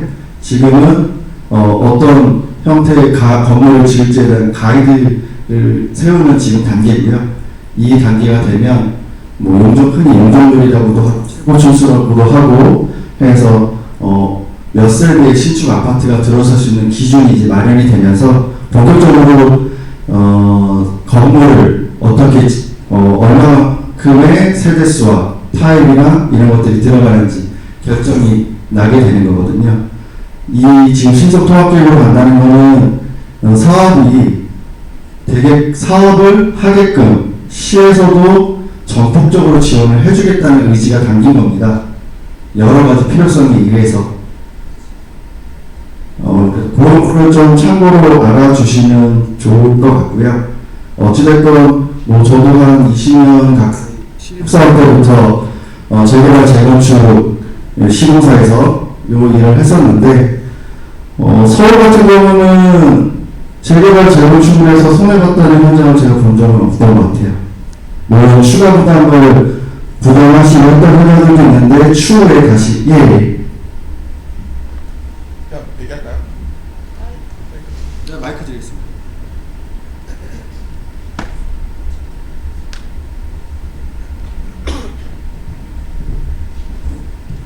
신탁 수수료 책정을 그 재개발 비용 내에서 한 절반 비용 내에서 하신다고 하셨었는데, 만약에 부동산 시장이 뭐 역전이 된다거나 좀 불안정해서 만약에 뭐 절감이 아니라 오히려 증가할 수 있는 그런 상황에서는 수수료 책정이 어떻게 되나요? 애초에 최초에 했던 데에서 이제 시황이 되게 악화가 됐을 때 말씀하시는 거죠? 네네. 그때 저희가 기본적으로 수수료가 뭐 여러 방식들이 있는데 분양 수익금 베이스로 가는 경우도 있고요, 아니면 정액제로 가는 경우도 있고요. 말씀하신 걸로 하시게 되면 뭐 어찌됐건 최종적으로는 그 준공하는 시점에 가서 이 총 그 수수료율이 어떻게 보면 확정이 될 수도 있는데, 국적으로 시황이 안 좋아졌다고 해서 그 시점이 분양한 시점이 아닌 경우들이 많거든요. 시작하는 단계에서 예를 들면 지금 뭐 시황이 좀 꺾였다 라고 해서 이 상태에서, 물론 지금 상태에서 기준에서 최초의 수수료를 잡는데 궁극적으로는 그 후단에 가서 상황이 안 좋아졌을 때, 이럴 때는 서로 협의를 해야죠. 뭐 그런 말도 있지 않습니까? 고통 분담도 하고 뭐 협의가 이루어져야 되는 거죠. 근데 앞날에 대해서 저희가 무조건 손실을 뭐 다 부담을 하겠습니다 이런 말씀을 드릴 수는 없고요. 이제 협의의 여지를 가져야 되는 거죠. 네, 그리고 지금 9구역, 10구역이 같이 가는 게 아니라 다 따로따로 해서 지금 같이 움직이는 거잖아요. 근데 만약에 동의율이 한 구역만 뭐 70몇 프로가 나와서 하나만 먼저 진행하게 된다면은 그럴 때는 어떻게 진행이 되나요? 뭐 최종적으로 방향이 어떻게 설정이 됐는지는 아직 뭐 정확하게 저희도 파악이 뭐 완벽하게 되지는 않았지만, 어찌됐건 9구역, 10구역이 따로따로 있다가 뭐 먼저 하는 현장이 있을 수도 있고요, 아니면 뭐 같이 뭐 갈 수도 있는 거고요. 그거는 어쨌건 뭐 구청이라든 소유주분들의 어떤 그런 반응에 따라서 좀 상황을 봐야 되는 거고요. 그거는 뭐 결정을 이제 하시겠죠. 동서가 먼저 나온다면 뭐 소유주분들께서 일단 거기부터 먼저 가자고 하신다든지, 아니면 뭐 그래도 같이 가자고 뭐 하시는 분들이 많으시다고 하면 같이 갈 수도 있는 거고요.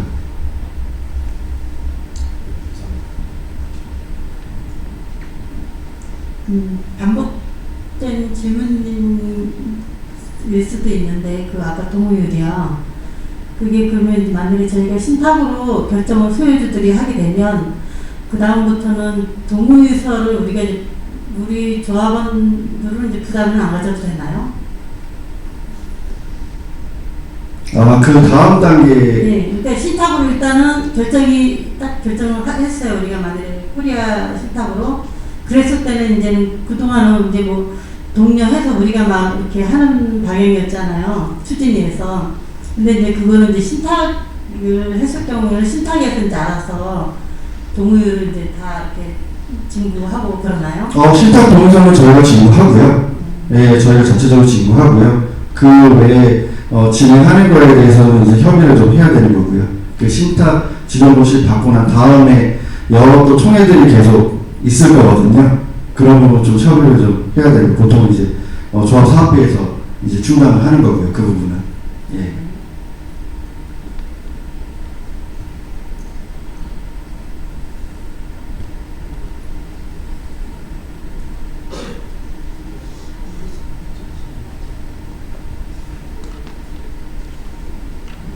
아까 답변 감사하고요. 저희가 이제 원래 기존에 여기가 옛날에 창신승인 그 뉴타운이었다가 해제가 됐잖아요. 그 해제가 될 때 가장 큰 걸림돌이었던 게 그 조합이 사용했던 사업비였어요. 그래서 원래 이제 사업이 실패하게 되면 일부러는 그 비용에 대해서 조합원들이 안게 되잖아요. 근데 신탁으로 넘겨서 신탁이 그 주도해서 사업을 진행했으면, 만약에 중간에 그 사업성이 너무 지나치게 떨어져서 조합원들이 막 반대를 한다든지 뭐 등등 다양한 사유로 이 사업이 일몰될 때 그럼 그 비용도 신탁이 같이 안아주는 건가요? 아니면은 그거는 또 다시 조합원들이 다 책임져야 되는 부분인 건가요? 그렇기 때문에 저희가 사업을 성공을 시켜야죠. 이 조합이 이제 없이 만들어서 소유주분들 동의를 얻어서 진행한다고 하면 사업이 만약에 안 된다고 했을 때는 그 비용에 대해서 청구할 길이 없지 않습니까?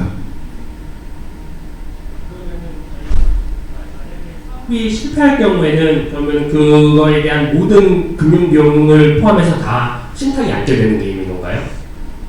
조합비 예를 들어서 뭐 구구역이 뭐 저희가 뭐 비대율이 나오고 뭐 사업 시행 계획 인가 단계에서 아직까지는 처리가 가능한 상태이거든요. 그럼 그 상황에서 만약에 사업이 빨라졌어요. 그럼 그 시점에 이제 매몰비용은 누가 보상하는 건가요? 참 어떻게 보면 난감한 질문인데요. 지금 우리가 신속 통합 계획이 선정이 돼서 잘해보자고 설명을 하고 그리고 앞으로 장밋빛의 어떤 그런 꿈을 그리자고 모인 자리에서 이게 잘못됐을 때 어떻게 하느냐라는 걸 이제 물어보시는 건데요. 그런 상황이 일단 안 되도록 만들어야 되겠고요. 당연히 저희도 중간중간에 계속 검토를 합니다. 말씀드린 대로 어떻게 보면 저희가 투자했던 아니면은 대여했던 비용들에 대해서는 저희가 가장 불안하게 여기기 때문에 그 부분들을 사업이 안정적으로 잘 진행이 될 수 있도록 그렇게 가고요. 그런 일이 있으면 안 되죠. 모두에게 불행한 일입니다. 사업이 안 됐을 때 저희는 저희대로 돈을 잃고요. 여기 계신 분들은 계신 분들대로 계속 낙후된 곳을 갖고 계셔야 되는 거고요.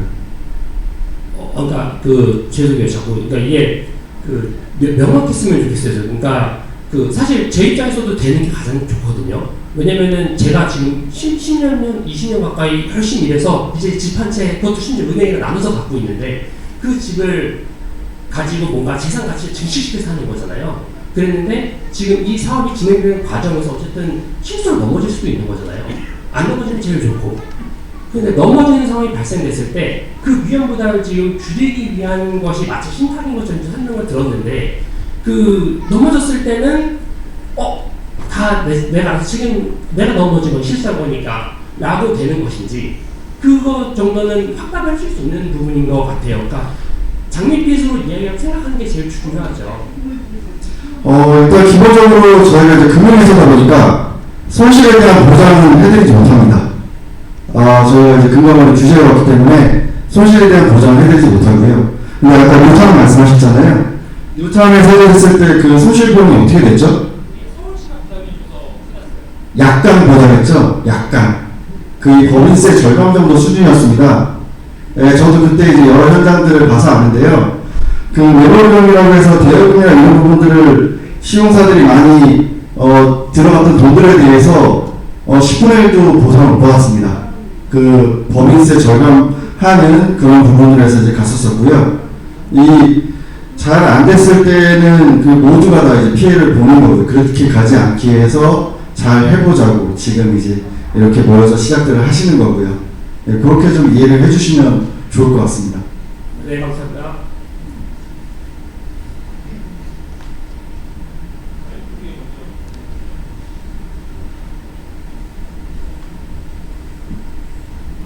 저는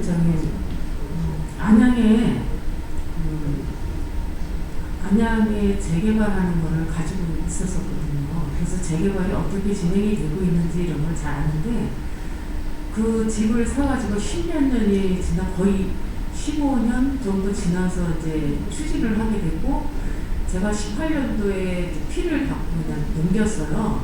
넘겼던 그 집이 지금 10억이 넘거든요.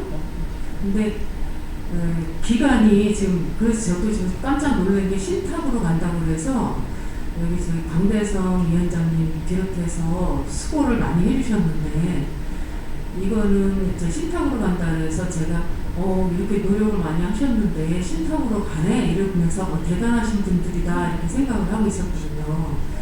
근데 제가 가장 이제 궁금한 게 어차피 이제 신탁으로 가게 되면은 거의 뭐 빠그러질 연결은 저는 안 하거든요. 그래서 빨리 추진이 돼야 우리한테도 이익이고, 그리고 뭐 들어와 살 사람들도 깨끗한 집에서 살게 되니까 아무래도 그런 그런 거로 해서 내가 문화적인 그런 혜택들을 받는 거잖아요.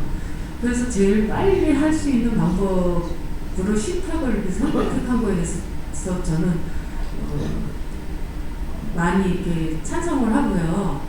그리고 지금 제가 궁금한 거는 동의율을 이렇게 받잖아요. 그러면 지금 신탁에서는 동의율이 몇 년에 걸쳐서 이렇게 보편적으로 어느 정도면은 몇 프로 정도 고쳐질 건지 이런 건 예상하고 계실 것 같은데 저는 그게 좀 궁금하거든요. 빠른 시일 내에 동의율을 거둬서 빨리빨리 추진하는 게 우리한테도 있고 이러다 보니까 그거에 대해서 제일 궁금하거든요.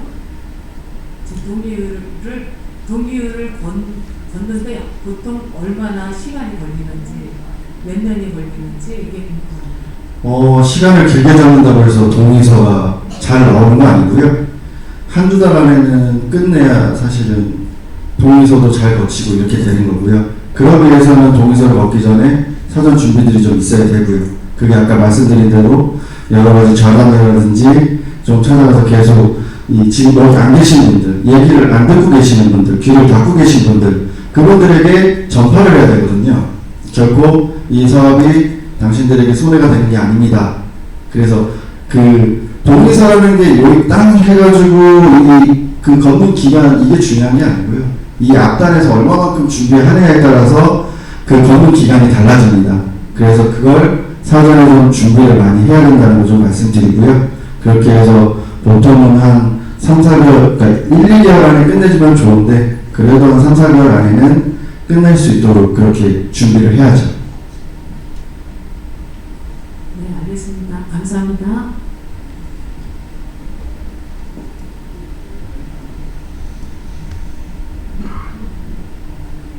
네,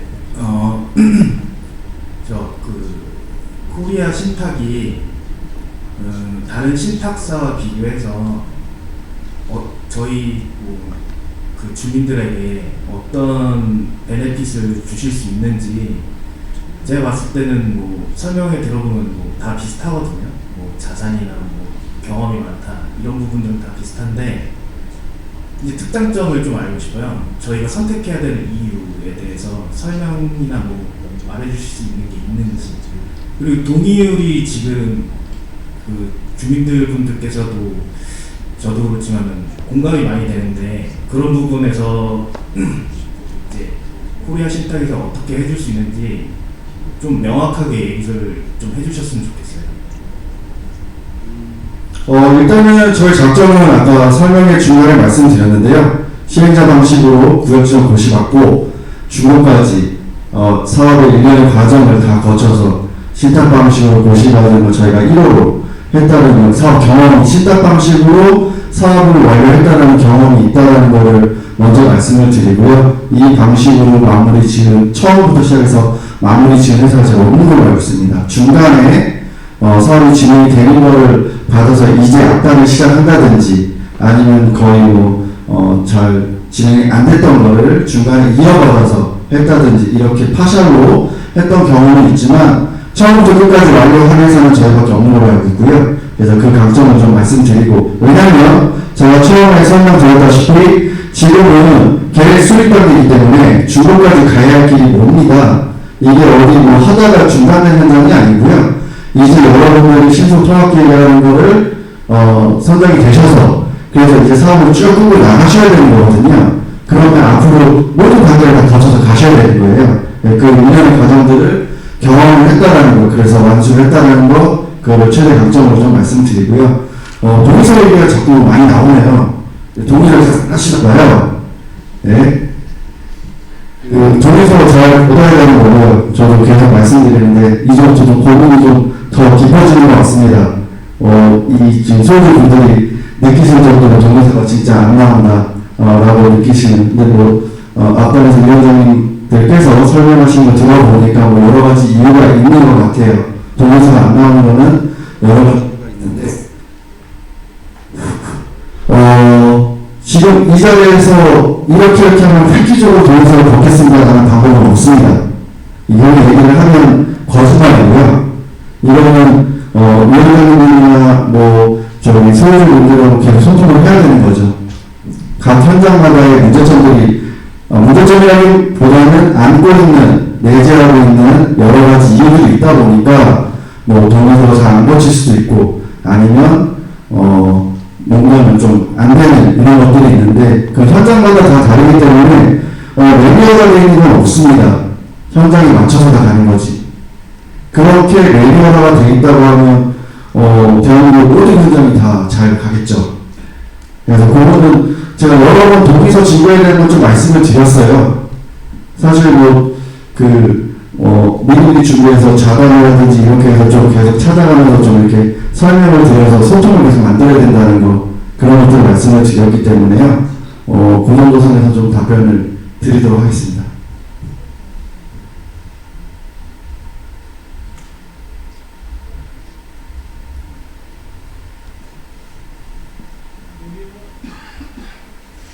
수고가 많으시고요.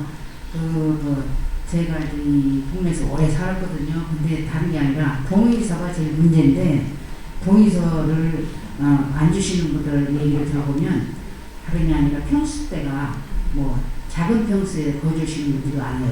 창신동은. 그런데 그분들이 예를 들어서 동의서를 안 내는 이유는, 얘기를 들어보면 평수가 작은데 얘가 재개발이 됐을 때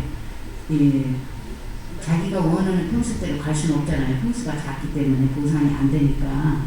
그러면은 그랬을 때는 평수가 예를 들어서 10평이면 20평대로 갈 경우는 평수가 작으니까 추가 분담금을 어떻게 내야 되는지 그런 말씀들을 하시더라고요, 동네분들이. 거기에 대해서 답변을 좀 한번 주세요. 지금 설계 계획은 확정이 안 됐죠. 우리가 지금 이 현장에다가 어떤 집을 지을지도 아직 결정이 안 됐어요. 말씀하신 대로 20평대를 몇 채를 지을지, 30평대를 몇 채를 지을지 아무것도 결정된 게 없어요. 심지어는 지금 정비 계획도 수립이 안 되는 상황입니다. 그 얘기는 무슨 얘기냐면 이 지금 창신 9구역, 10구역에 테두리만 쳐져 있어요. 구역에 테두리만 쳐져 있고요. 여기에 기본 채널을 어떻게 하고, 용적률이 얼마큼 올라가고, 건폐율이 어떻게 되고, 지하는 며칠까지 팔 수 있고, 이런 것들이 하나도 결정이 안 되는 상황입니다.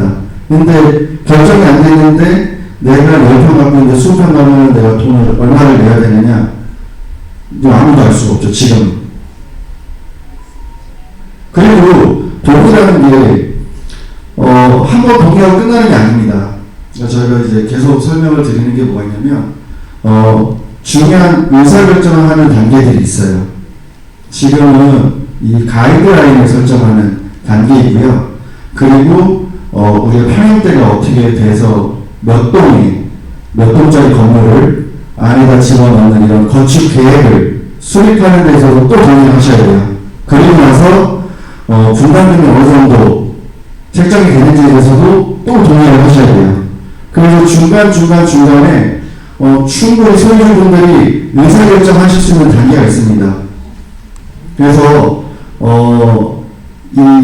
처음에 한번 동의서 냈다고 해서 끝나는 게 아니다라는 걸 좀 말씀을 드리고요. 그리고 그분들과는 이 진행 단계에서 의사결정을 할 수 있는 여러 가지 방법이 있다라는 걸 좀 말씀을 드리면 좀 대화 창구가 좀 될 수는 있을 것 같고요.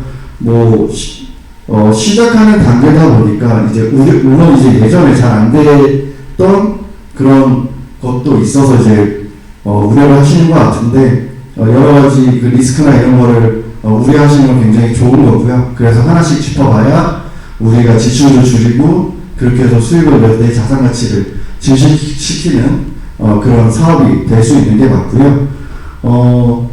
처음에 이 오해를 하시는 것들을 많이 풀어드리면 돼요. 말씀하시는 대로 내가 10평인데 20평 때 내가 도대체 얼마를 내야 되느냐.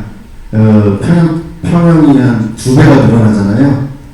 그러니까 그런 부분들은 기본적으로 내가 돈을 안 내고 아파트에 들어가겠다라는 생각을 갖고 계시는 분들도 많이 계시거든요. 그런 식으로들 예전에 홍보들도 많이 여러 현장에서 했었었고요. 근데 가장 기본은 그겁니다. 내가 갖고 있는 재산의 가치가 개발이 되니까 그만큼 평가를 더 많이 받는 거고요. 평가를 받아서 그게 기반이 돼서 새 아파트로 들어갈 때 적게 돈을 내든지 아니면 뭐 많이 갖고 있어서 뭐 안 내든지 아니면 뭐 몇 채를 두 채를 받는다든지 아니면 아파트하고 상가를 받는다든지 이런 개념인 거고요. 하지만 안 했을 때에는 그냥 개발 이익이나 이런 거 없이 그대로 멈춰선다는 거 이거 좀 말씀을 드리고 싶어요. 그러니까 아까 제가 동대문 잠깐 말씀드렸는데 15년 동안 조합설립 모여서 나가지고 동네가 이주 60% 되고 완전 사람이 못다니는 그런 흉물스러운 동네에서 최초에 그게 재개발 딱지가 제가 듣기로는 3천만 원에 산 걸로 알고 있거든요. 재개발 딱지를. 근데 거기가 프리미엄이 7월까지 재작년 지금 이제 거기가 이제 2주를 준비하고 있으니까 제2주를 7월까지 붙었다는 걸 보면 사업을 했을 때하고 안 했을 때하고 어떻게 차이가 나는지를 좀 아실 수 있지 않을까 싶습니다. 이런 사례들이 주변에 많이 있다 보니까 뭐 그런 걸 좀 참고하시면 되지 않을까 싶습니다. 감사합니다. 아까 질문하신다고.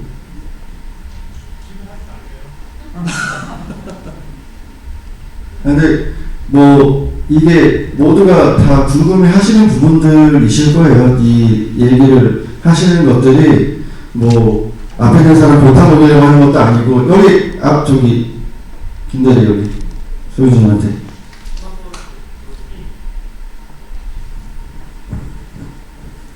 예, 설명 감사드립니다. 제가 이제 경험이 없어서 좀 기술적인 부분인데요. 아까 그 신탁 이후에는 그 재산권 행사에 저는 지장이 없다고 되어 있는데 그 중에 그 매매나 매각 부분은 표시가 안 돼 있더라고요. 그래서 그 부분이 가능한 건지 여쭤보고 싶고요. 그 다음에 그 신탁 방식으로 하게 되면은 3분의 1 이상 이제 신탁 등기로 넘어가야 한다고 하는데 그럼 전체 구역 내에서 어느 부분이 넘어가는지 그리고 재산권 행사를 다시 했을 때 약간 불편한 점이 있다고 하는데 구체적으로 어떤 식으로 뭐 기간이 길어지는 건지 아니면 비용이 발생하는 건지 그런 부분 좀 설명 부탁드리겠습니다. 세 가지 질문하셨는데 첫 번째는 매매 얘기하시는 명의 변경입니다.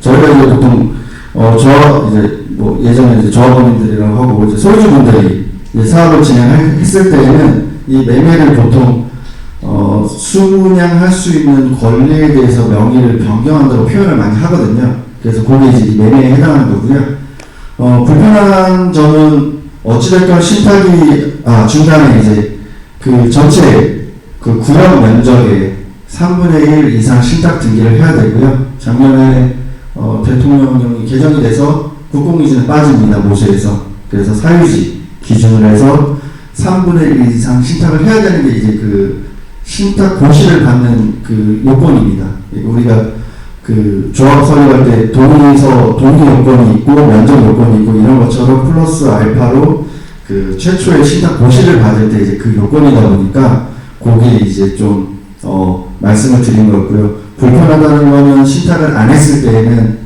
바로 명의변경 물론 이제 제도 법 뭐 규제에 따라서 조금 달라질 수는 있는데 내가 명의 변경을 할 수가 있는데 뭐 조합을 해서 찾아가서 뭐 이렇게 해서 할 수 있는데 신탁을 한번 풀었다가 해야 된다라는 좀 불편한 점이 있다고 하는데 주로 한 일주일 정도 걸리는 것 같아요. 신탁 푸는데. 예.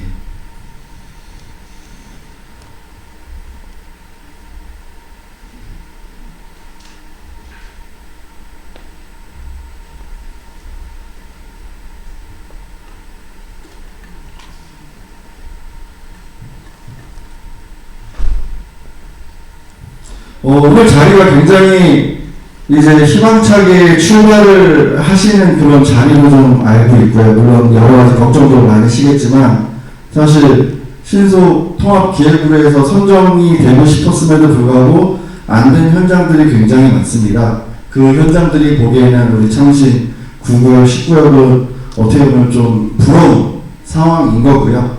지금 빨리 좀 갈 수 있는 어떤 기반이 좀 마련이 되어 있는 상황이니까요.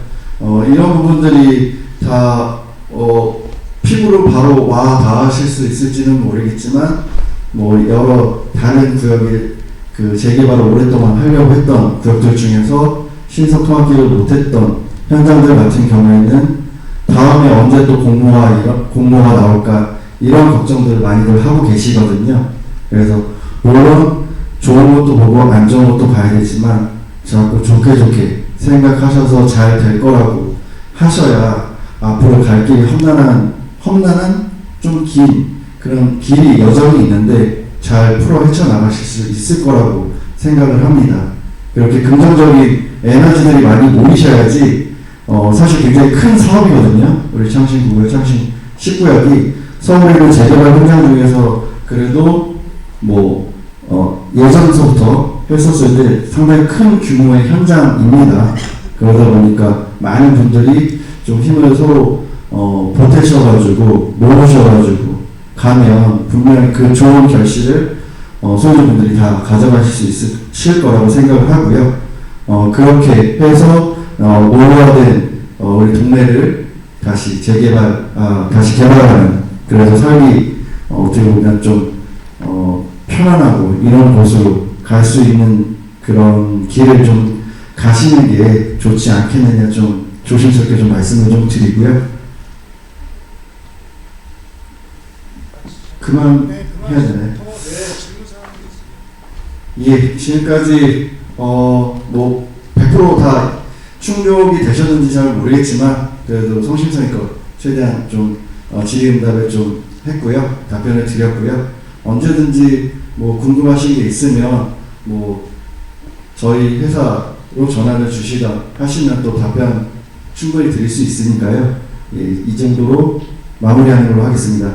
예, 지금까지 코리아시탁의 강동원 팀장이었습니다. 감사합니다.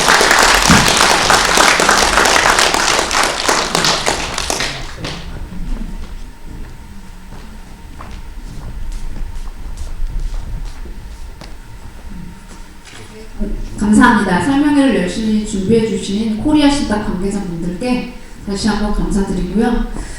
공식 설명회 일정은 이제 사실 끝났는데 소유자분들께 중요한 말씀 좀 몇 가지를 좀 더 드리려고 합니다. 며칠 전에 종로구청에서 이제 전달을 해주신 내용들인데요. 저희 9구역, 10구역 정비계획 수립 용역 업체 입찰 공고가 3월 중에 들어가게 될